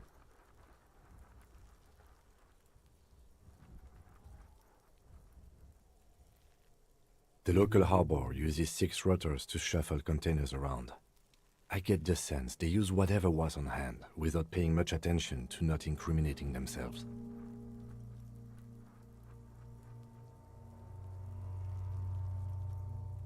I was afraid it would be. Thin steel wiring, parallel strands. This makes getting him down more problematic than I had assumed. I'm still approaching this as a lynching, yes, motivated by the ongoing strike. You? 70% of the cases I get are just filling in the blanks on the initial report. This belt worries me. A noose is one of those things that's easier to use one way around. That ladder can't carry a grown man. I didn't see any splintering either, did you? I think they lassoed the branch, then pulled on the belt to close the buckle. Could be. The shape of the branch supports the theory. The cadaver hangs from the cargo belt. An intricate web of blue lines stretches across the torso, from the right shoulder to the solar plexus. Each time they intersect, a small white star is formed in their crossing. Hundreds of fading asterisks riddle his skin. Their concentration is highest around his heart. His corpse is marked by stars. Alcohol and heartbreak.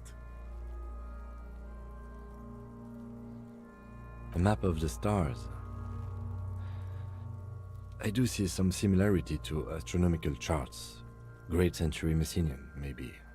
But this seems more particular. Customized somehow. As if someone left out most of the night sky, filtering it through personal choice. The principle of this filter remains unknown to you.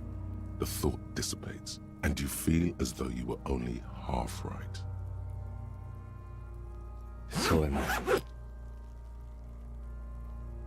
He takes a thin piece of milled aluminium from his coat pocket and pulls it open. Sounds like a sword being unsheathed. A small lens appears. Some sort of camera. Shit, Kuno! What the fuck is that? An instant color camera. I have only 2 ampoules, so nobody move. I don't want to waste one.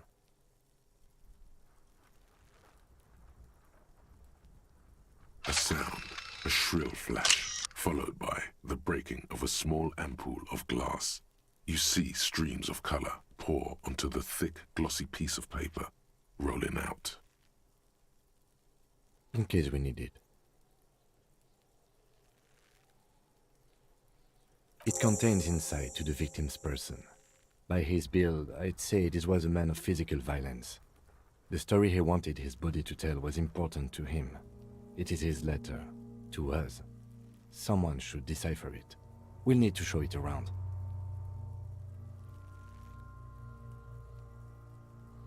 Sure, just don't lose it.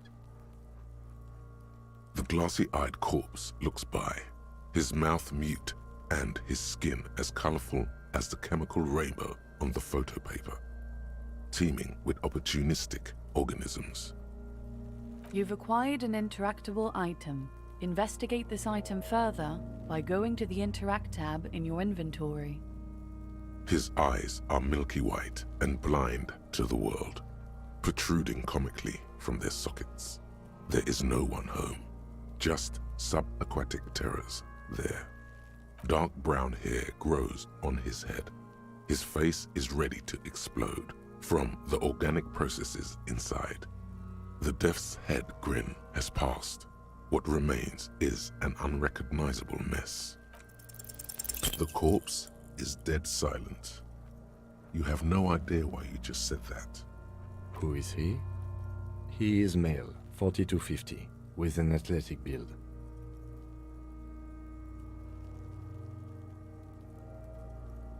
The corpse looks right through you as you distance yourself from its stench, eyes like a shark.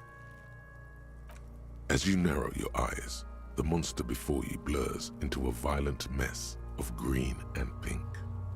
This is a trick. You've done it before. Pink is where the blood settled in the first hours post-mortem. You can use it to see if the corpse has been tampered with.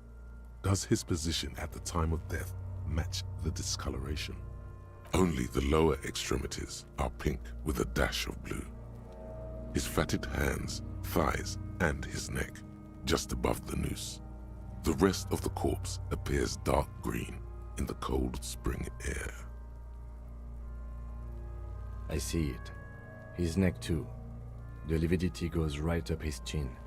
We have good, well-pronounced discoloration here. The monster comes back into focus, an explosion of color coursing with dark marbled veins.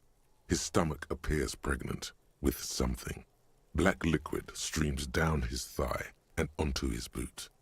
So, what do you think?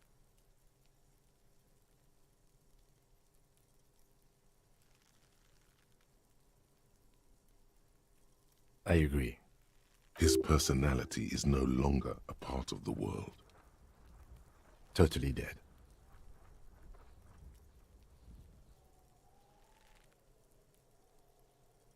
That sounds about right, yes.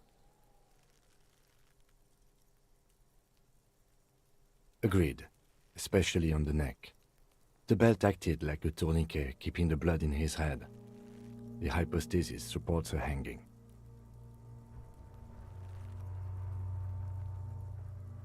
Yes, there's always a chance we are wrong.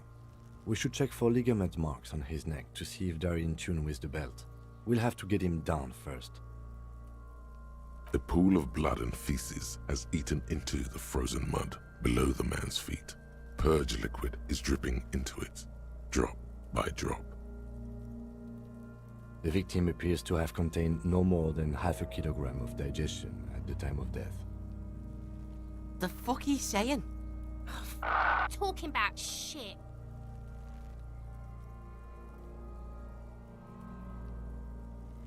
Maybe. I do. Most of them are post-mortem. Maybe even all of them. The delinquents have made our jobs harder with their little sport. Stop talking in riddles, coin slot. It means you fucked him up good, Kuno. Fucked him up brutal like. But there is no breath to catch. Only the cadaver filling the air and your nostrils. He slowly rotates before you, decomposing. Are you sure we finished the preliminary examination of the cadaver? We might miss some of these things once he's done. The cadaver slowly twists on the cargo belt, his torso covered in tattoos, and extremities blotched. The steel-reinforced belt presents a unique challenge. I brought chain cutters, but I don't see a good angle of approach to the belt. He doesn't actually think the challenge is unique. He thinks it's frustrating, annoying, and harder than he thought. The cadaver is a good 1.2 meters up. Neither one of us can reach the belt without assistance. And even if we do, there's the question of cutting the airship strength material. Someone else? You mean like the police? Sadly, yes. The whole RCM is out there right now, doing the exact same thing we are. Are we in a rush to help them? Not with this on our hands. I know it's hard, but I assure you, the others won't come to help us. And we have a growing sanitary concern here. We need to get him down, fast. Climb up there and saw the branch? There has to be a less risky way, with less falling down of trees.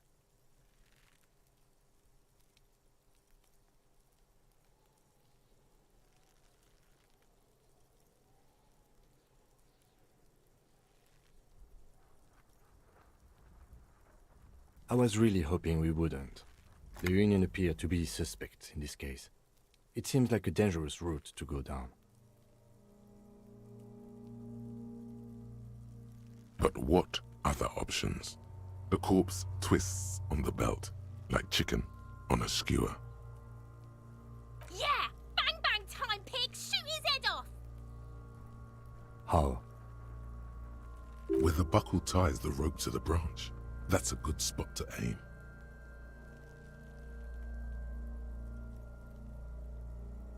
Where? Ah, yes, I see. If the shot hits that, there might be a chance to release the belt. Yeah, now we're talking. Entertain a Kuno with some shit. They'll miss! The pigs will miss, Kuno!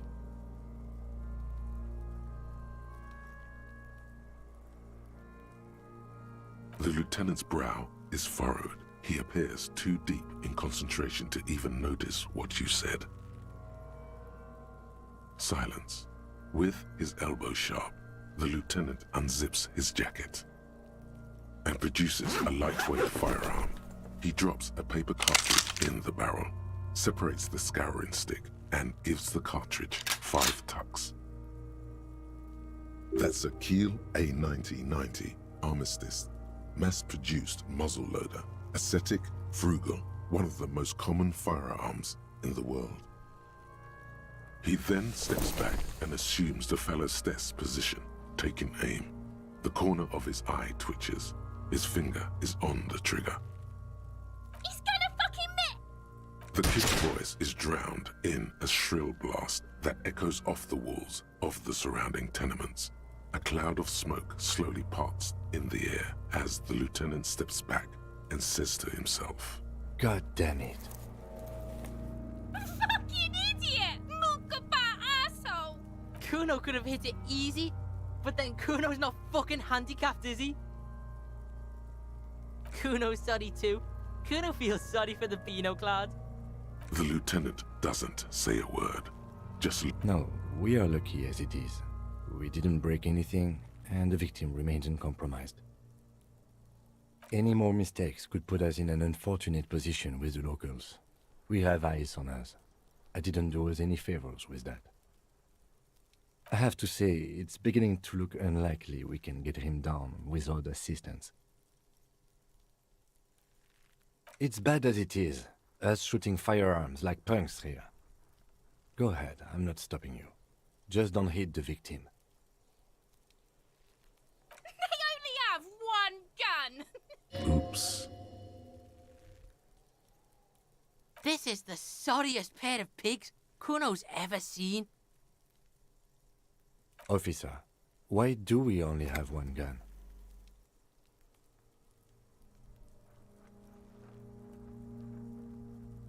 That is even more unfortunate than the badge.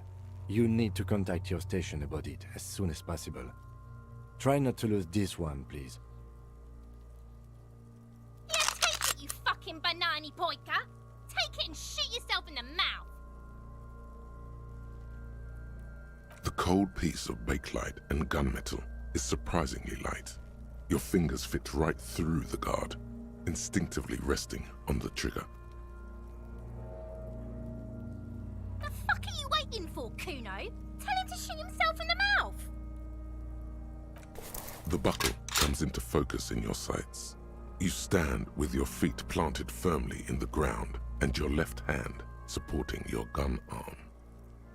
Why don't you just shoot yourself in your mouth? At least you won't miss.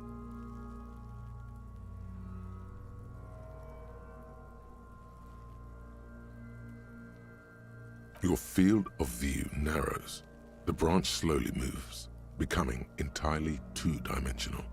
The metal buckle glimmers, catching the noon light as the corpse slowly rotates.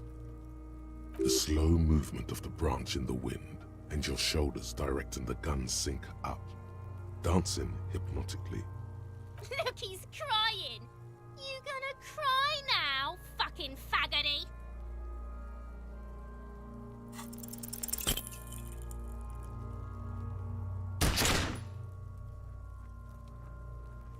A plume of smoke erupts from the barrel. Your hand goes numb from the explosion. With your ears still ringing, you lower the weapon to see what happened. You missed the belt, but hit the corpse straight in the chest. Bits of ribcage protrude from the skin. No blood, only a murky sludge dripping down his belly. The sudden stink makes your eyes water. Oh my god, he's gonna fucking cry! I knew it! What a mulko!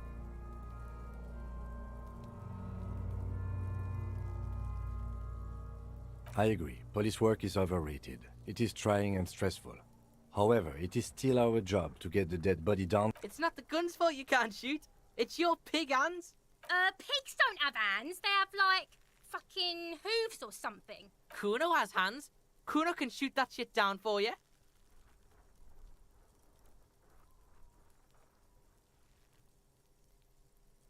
The lieutenant does not dignify that with an... We still need to get him down somehow.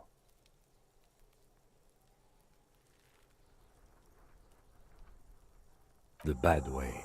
The way I didn't want us to. By asking the harbor for help. They have the tools and the men. If they put him up there, they can take him down too. From the gates, by negotiating or fighting. I'm unenthusiastic about fighting. Or... To the gates. Let's negotiate.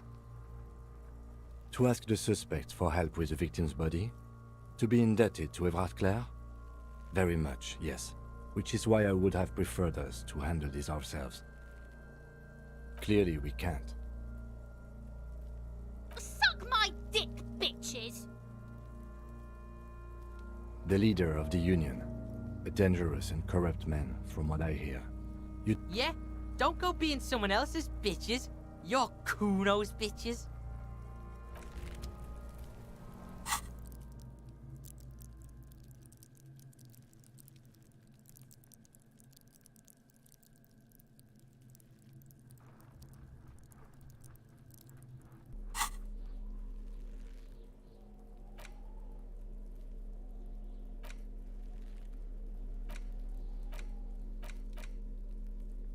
intricate web of blue lines stretches across the torso of the hanged man, from the right shoulder to the solar plexus.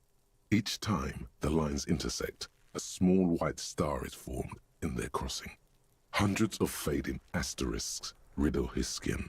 Their concentration is highest around his heart. It still kind of looks like a map of the stars in the night sky, but something's not right. For you to discover, you've gotten as far as you will without assistance.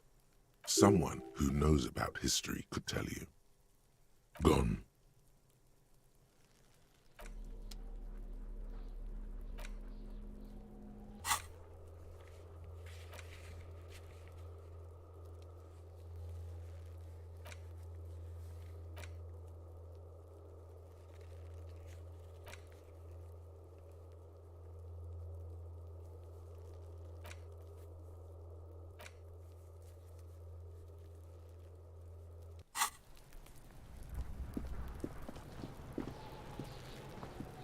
Can't you see I'm throwing rocks? Alright, entertain the Kuno. Show me what you got. What you got there? What you got, huh? Show me what you got. Shitload pig. What's your question? Don't tell the pig shit, Kuno! If I were to want to waste my time, which I do not, I would ask them who he is, how he got there, and the usual. The usual being, have you seen anything out of the ordinary? Or have you seen anything suspicious? Kuno doesn't give a shit about the armor. Kuno's fuckgimp's got one big thing wrong with him. He's a fucking mutant. Look at him. Fucking growth hormone shit. He's a giant. The armor's too big for any man.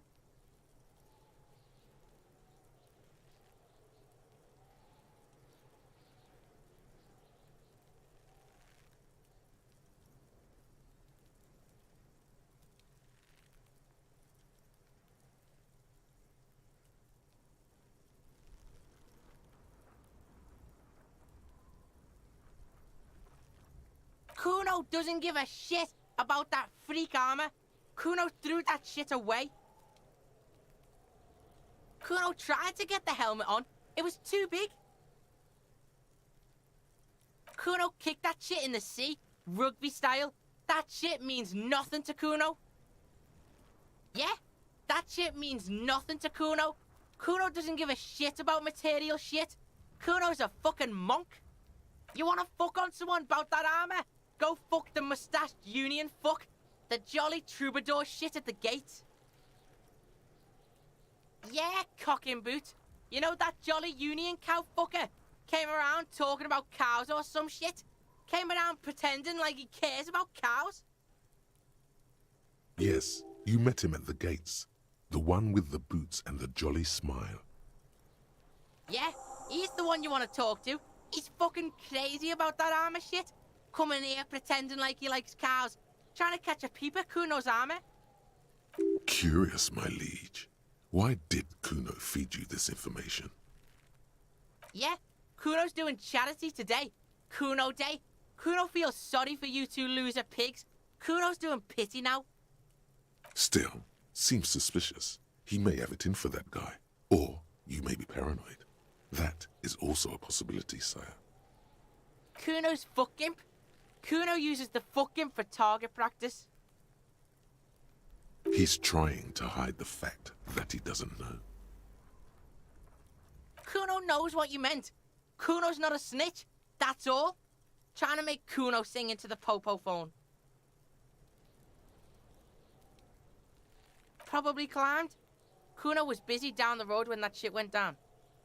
You heard Kuno. Kuno wasn't even in Martinez. Kuno wasn't in Revachol. Kuno wasn't regional. I don't know. Some fucking... Mesk or I don't know. Some other place. Night City. Kuno was in fucking Night City. There is no Night City anywhere. That sounds like the name of a city in some pulp science fiction novel. Yeah. Kuno didn't smoke him if that's what you mean. Thanks, Kuno. That's one name you can now cross off the list.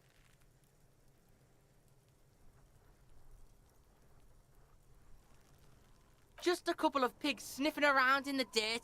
That seems pretty fucking suspicious to Kuno. Yeah, you tell the faggoty, Kuno. Looks like you're a faggoty now, whatever that means. The suspicious question doesn't really work in antagonistic situations. Fuck are you talking about? What is this contusion shit?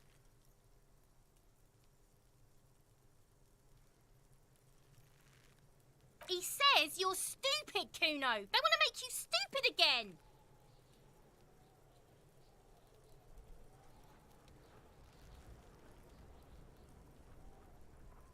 Oh, did Kuno make your shit sniffing harder? Obstruction of shit sniffing? This is Kuno's... You hear the lieutenant hum. You're testing Kuno's patience here. Get lost, Right, pig. This is where Kuno plays with his little wooden choo-choo. Fuck do you want with it? Look at that fucking shit. You're trying to get Kuno killed. Fuck does Kuno know? Kuno's not a fucking acrobat. The lieutenant takes a quick note in his notebook. It's a trap, Kuno. Don't climb it, Kuno. Dunno. Kiptas gardener used to work there. Kipt is a pejorative term used to describe people of South Seminese or Areopagite descent.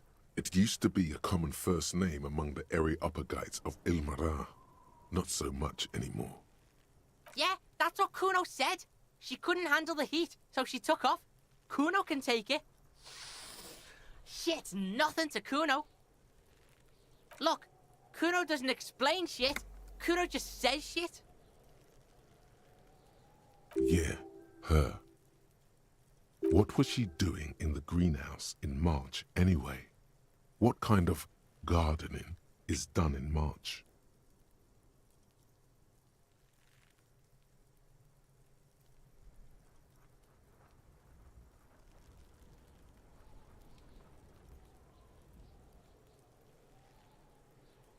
Yes, it seems suspicious. You don't like things being like that. Suspicious. That's just some shit roofing gimps left behind, lazy dinks. There it is. That strange feeling again. As if there was more than meets the eye about that pile of roofing material.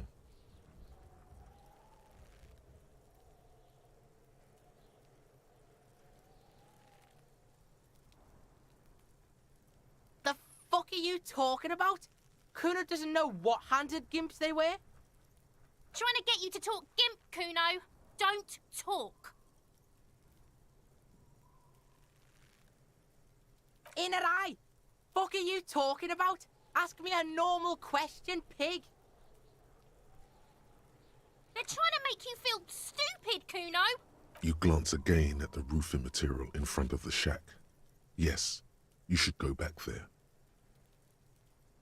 Don't be wondering about Kuno's shit, pig.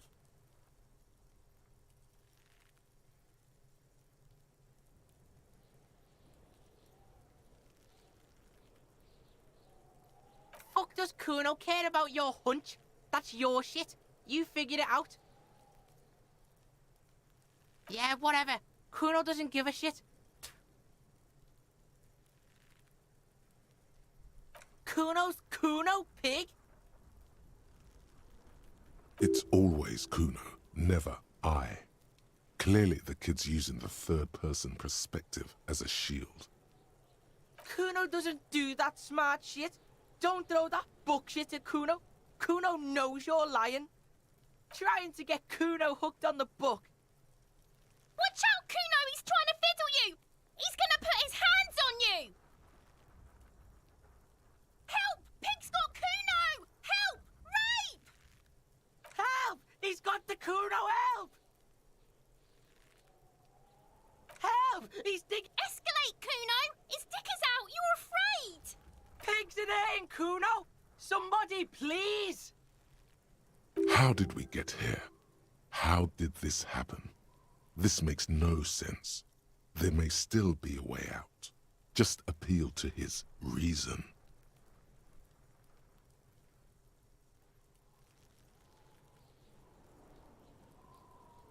fucking logical. Help!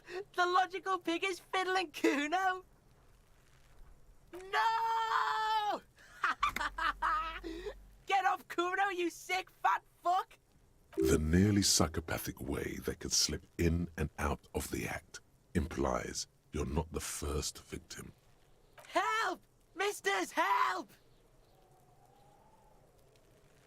He's flashing Kuno! He's showing his genitals! If you don't help Kuno now, it'll be too late! No one? Kuno's doing this because he likes it, pig. This is where Kuno establishes dominance over you. Change your plan. You can't let that happen. It will make things harder down the line. You may end up missing crucial information. Help! The pig's gagging him! Kuno can't speak! You put him up to this yourself when you decided to talk to him in the first place. Listen to your friend.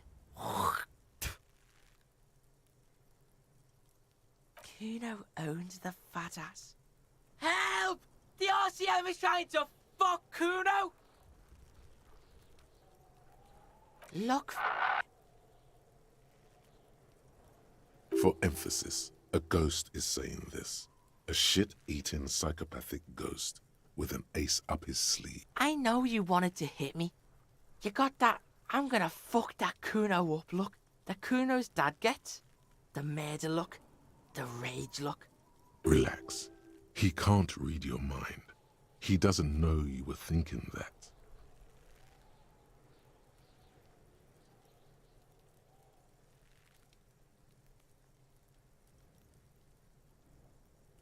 I know what you thought. I'm gonna fuck that Kuno up. I'm gonna shut that shit down. You're nothing. You're a joke to Kuno. Kuno laughs at you. King Kuno! Kuno turned you into his prison, bitch! You're gonna be in this shit with Kuno!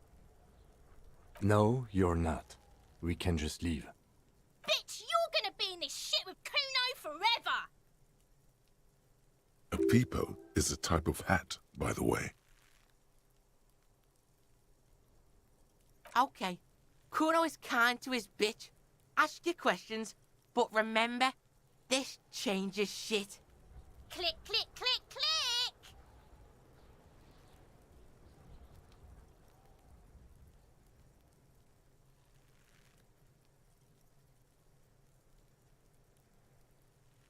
Yeah? The kingdom of Kuno? The fuck do you want with it? Yeah, whatever. The fuck about it? You're testing Kuno's... Get lost,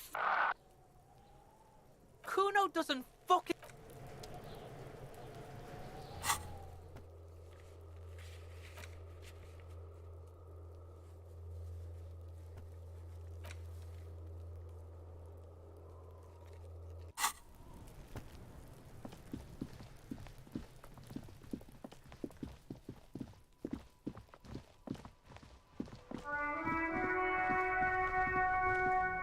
I can't believe it's snowing again. It felt like springtime just a few days ago. Well, this might be the last snow we get. At least I hope so. Snow has nutrients in it. Helps everything green up in the spring. At least that's what my grandma always told me. Yes, think about the cute grandma, not the weird snow.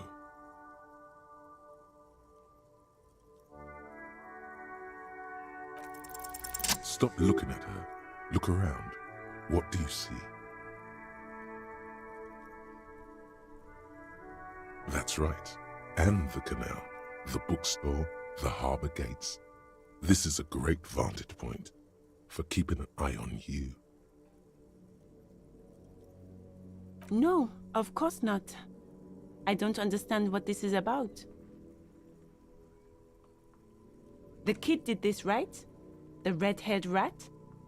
Can't say a sentence without or kipped. He's always giving me trouble. Maybe you shouldn't be. I mean, you do your job, but that kid is beyond help. And he certainly won't help you. You've been resting here for quite a while, haven't you? Yes, I'm tired. I understand. The RCM isn't welcome here, and the locals want to keep an eye on us. There's silence, the smallest of smiles. That's okay, miss. Do what you have to do. I think we're done here. Let's go.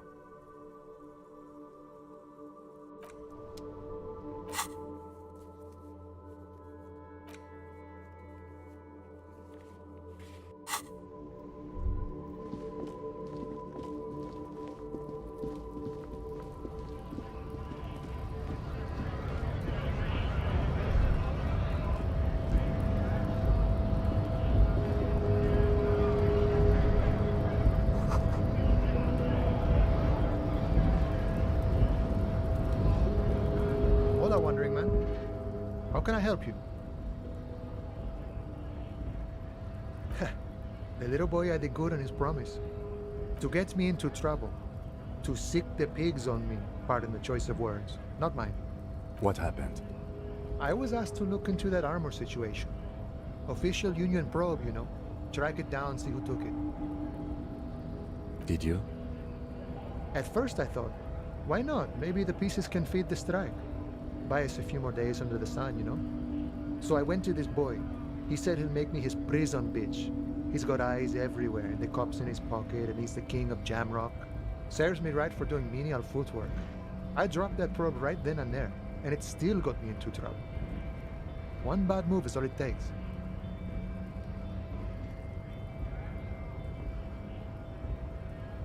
It's a minor nuisance. It's all good. He thinks, not yet. Better to get this business out of the way. Sweeter then.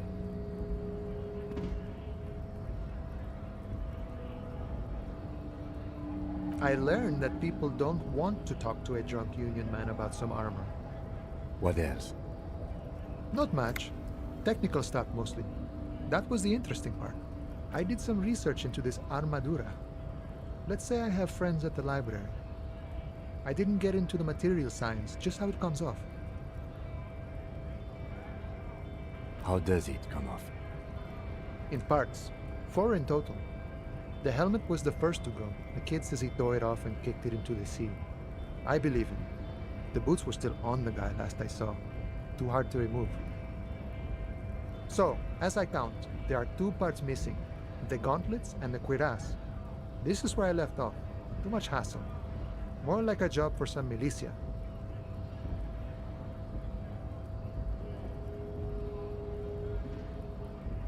Oh, they're just gone. They don't exist anymore, if they ever did at all.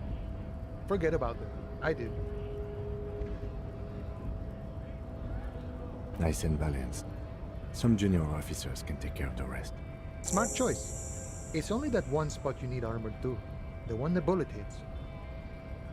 Good luck if you go for those boots though. You'd have an easier time wresting the spurs off a boyadero than getting them off him. No problem. If you see that kid, thank him from Call Me Mañana. Thank him for showing me the way.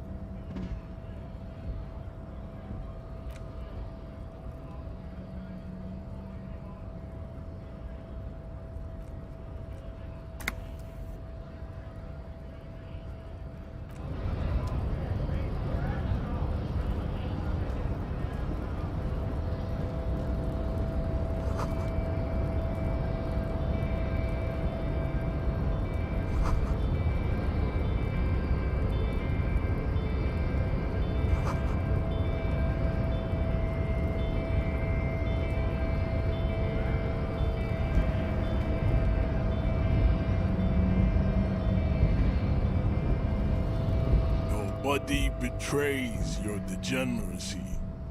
Yeah, Measurehead. His body totally betrays his degeneracy.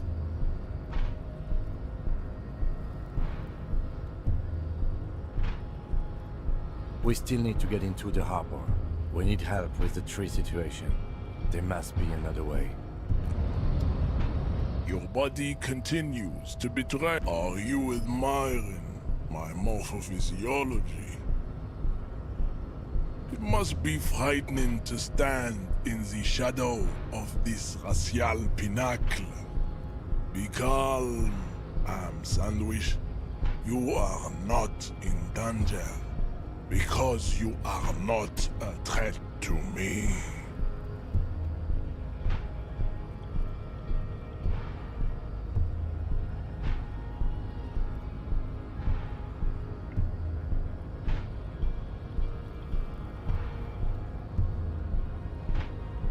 What is this androgynous display of sexual maturity? Merely standing up makes you sweat profusely. Your breathing is erratic. Your own heartbeat in your ears grows frantic, and you feel your blood pressure rise. Stop it! You are embarrassing yourself in front of this woman. This display of weakness may appeal to older women with a stronger maternal instinct, but it is a liability here on Battlefield Martinez. Jean-Luc, his body is betraying his degeneracy pretty hard. Maybe you can ask him to leave. You have succumbed to Al-Ghul. You reek of it. An invisible sword of Al-Ghul emerges from your throat. You cannot see it, but others can. It is making the woman in my company sick. Yes, Al-Ghul. He means alcohol. I doubt it. My microcephalic race so. It's not good. It's like a rat crawled into your stomach, got drunk and drowned. No, you don't. You need to get another drink. Occidental Haplogroup B4 is done giving orders around here. The influence of the Am Sandwich race is waning. Does this remind you of someone? The guy down there?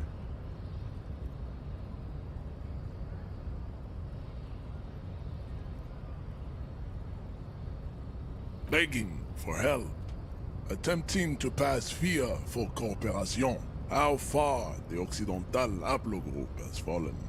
You were once a noble. You gave the world eugenics, electricity, and powerful weapons of war like missiles and aerostatic aircraft. You made great gains in metallurgy, race theory, and statecraft. You dominated lesser cultures, like the deformed Hemians and the inexplicably potato-obsessed Kroikos. But now your ascent to the genetic summit has halted. You are obsessed with sadness and with frivolous pop culture. You will be superseded. Isn't that right, babe? It is, baby, yeah. You know it. There is a button right behind him, just out of reach. It must be the one that opens the door to the harbor. This man is not budging. Let's hope his superiors inside are more cooperative.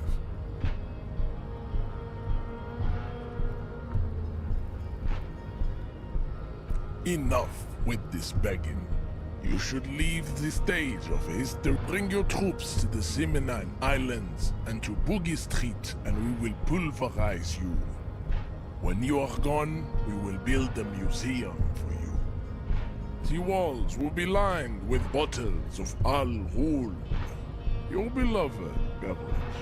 Inside, we will store the odes to homosexuality you call art, and your microcephalic skulls. There may be a peaceful solution to this. You could internalize Mejerhet's race theory. He would take you as one of his own.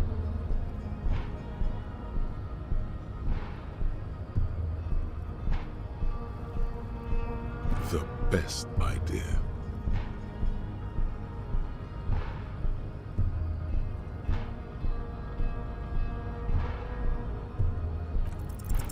Ask what kind of races there are first. Classification is core to this stuff. Do you?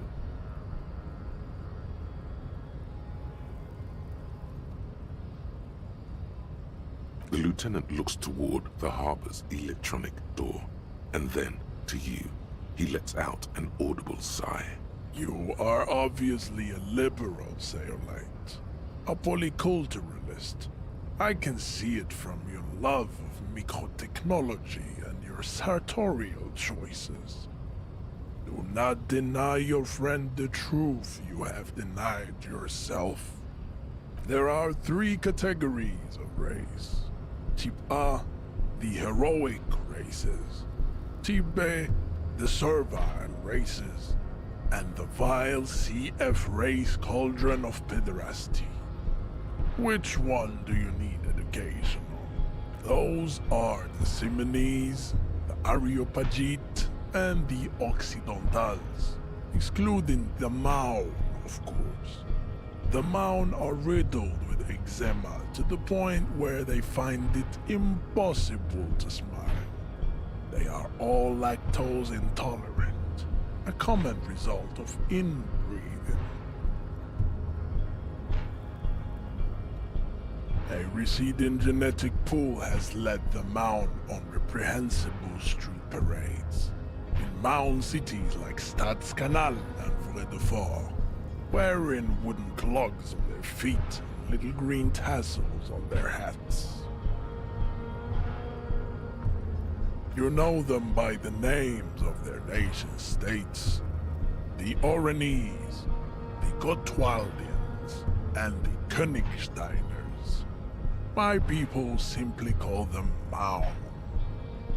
Maun is a derogative term for first world people of Gotwaldian descent. They do not all have eczema.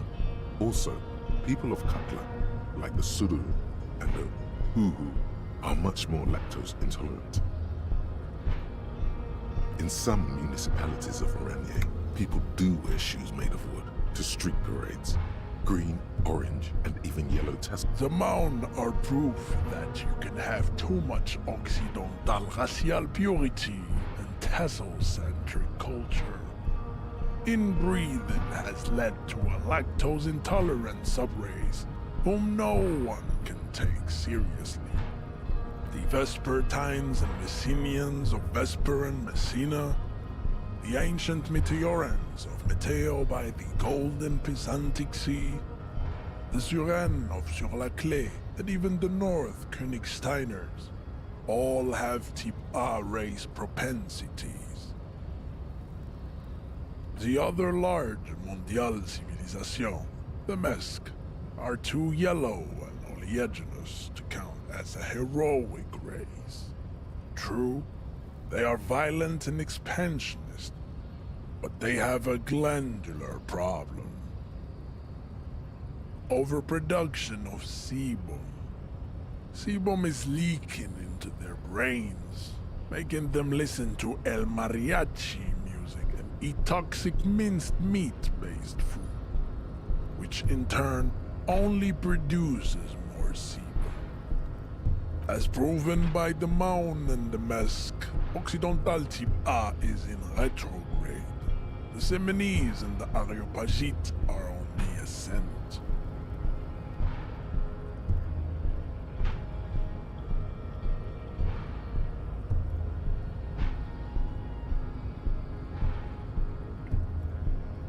The indigenous people of this, the Insulindian archipelago. The Simonese inhabit the southern islands. I am Simonese, from the stock of Ulembuir on Ile de Fantôme. The Areopagites are the master race of the Ile Maran deserts. The Simonese are descendants of the Areopagites. We came here during a heroic migration from Ile Maran to Ansuland, thousands of years before the lactose-intolerant Maun and Occidentals discovered this place.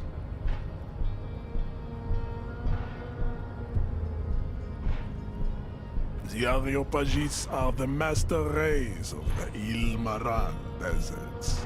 The Simonese are descendants of the Areopagites. We came here during a heroic migration from Il. The Areopagites are sleek, long-headed.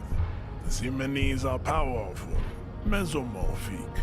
The former is an immutable progenitor, unchanged since the Super Isola of Pericarnassus. Ancient brains rest in their slender skulls. The latter is perfected and adapting.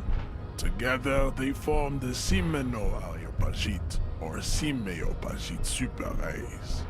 That is all. There are no more type A races in the world. Nature was not capable of more. Type B are the unheroic races, amorphous non-competitors of the great. The Khoikos of Grad, Yugo, Zhimsk, Chest et al. Are what you would call white, officer, in a suspect description. Yes. To an untrained eye, the Khoiko appear white and pinkish, like a ham sandwich. But look into their eyes and you will see. They are of an indistinct color, and so is their skin. Unhealthy, muddy, and ashen. Pinkness is a racial quality that has to be earned through centuries of advanced ballistic warfare and cultural domination that the Grad people have undergone for drinking Al-Rul and smoking the degenerate tobacco herb, and for eating potato. The Khoiko, the countless micronationalities of Grad, are all inexplicably obsessed with potat. The only thing they like more is dividing into microscopic ethnostates, like political amoeba. Wouldn't he be one for ethnostates? They are microscopic. The Semeno-Areopagite superstate will cover the entire remaining planetary crust, uninterrupted. From Holy Semenine to the Boreal Plateau of Katla. Its leaders will be the genetic epitome of the Simonese and Areopagite stock, elected by nature, not the base inner spoilage called demos. The Revacholians, halfway between Type A and the Racial Cauldron. Two mixed to know right from wrong. You tried your degenerate little revolution, which was the single greatest failure committed by humans in our 82,000-year history on this planet. Is it 82,000 years that we've been recording history? You have very little idea of what is happening, but that seems a little off.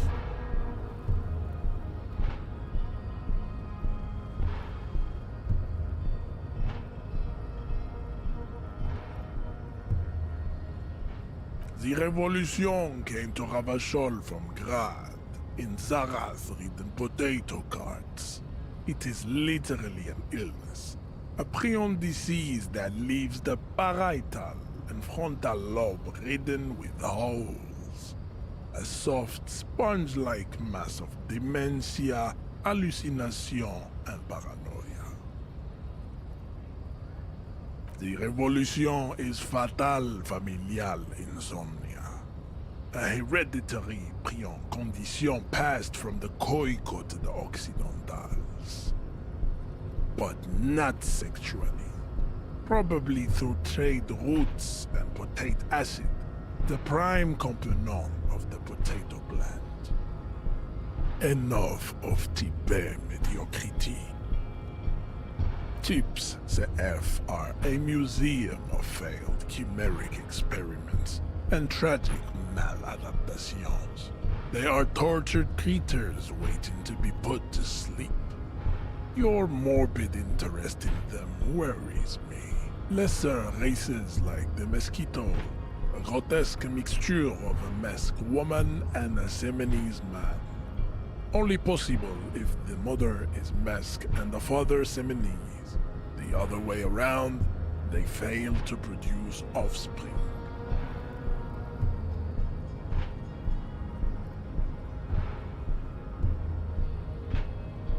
The mosquito is born sterile, like a donkey. All they have left is to ride customized motor carriages with hydraulic suspension. It seems unlikely that two human beings produce genetically sterile offspring.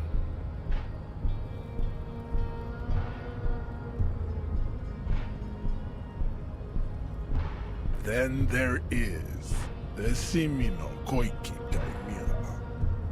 Are you sure you wish to know of the Seminokoiki Chimera? It is not an aesthetic site. That is understandable. Were there more fortunate tips you needed to be educated about? You understand nothing. To solve the great race enigma, you have to first ask yourself, what is the race enigma? You have not even worded the mystery, let alone solved it.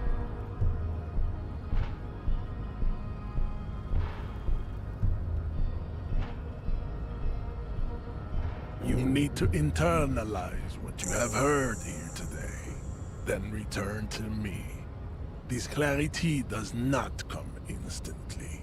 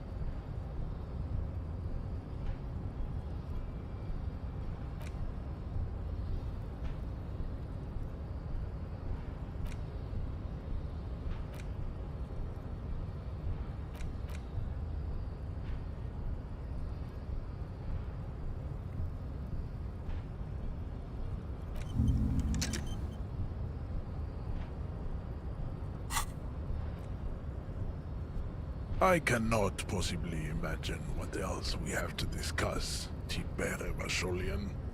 Your love for disco music and venereal disease?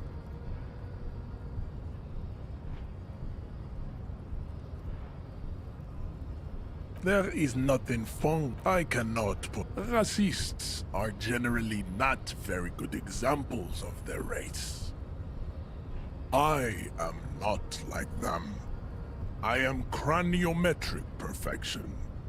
I have taken the trouble to permanently draw a phrenologic grid on my skull and features. This should dispel any doubt.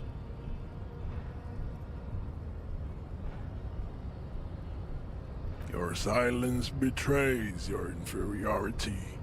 You do not have a reply. You should enter a deep race slumber. Perhaps in 4,000 years, there is need for a servant. Don't be vulgar. White or not has got little to do with this. The race enigma runs much deeper than that. Mr. Clare is a man of vision and means. He has the will to confront polycultural capital, something your race, naivistic communists, never did. Also, to serve is noble. It takes discipline. Your petulant individualism has only contributed to your race failure. It is lax and moronic.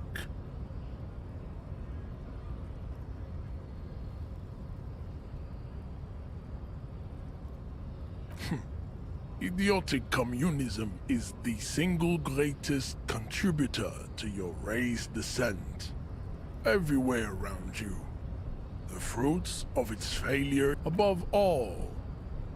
Rampant multinational finance still reigning large. Tell me, where have you gotten your love of pathetic communism from? Degenerate youth culture? Rock and roll music? Offshoots of the Seminoles people invented disco while having sex under the influence of cocaine. It is a shame upon my race. But what is done is done. I am not surprised you enjoy it so much. This has happened to many of the side products of the inevitable cultural victory of the Seminoles race.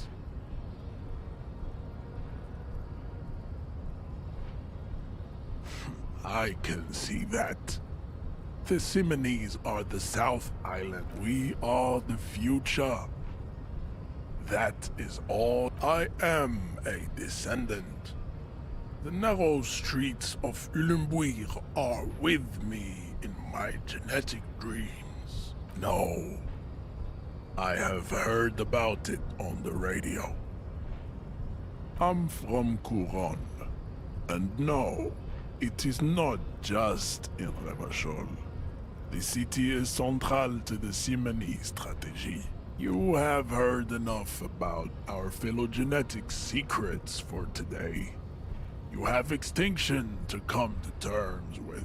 I think this racist is better than the last. But the next racist will be the really good one. That will be the...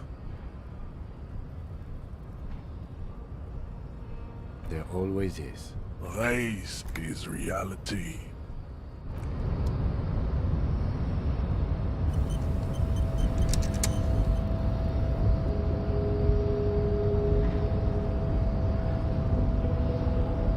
The unpromising race pupil returns.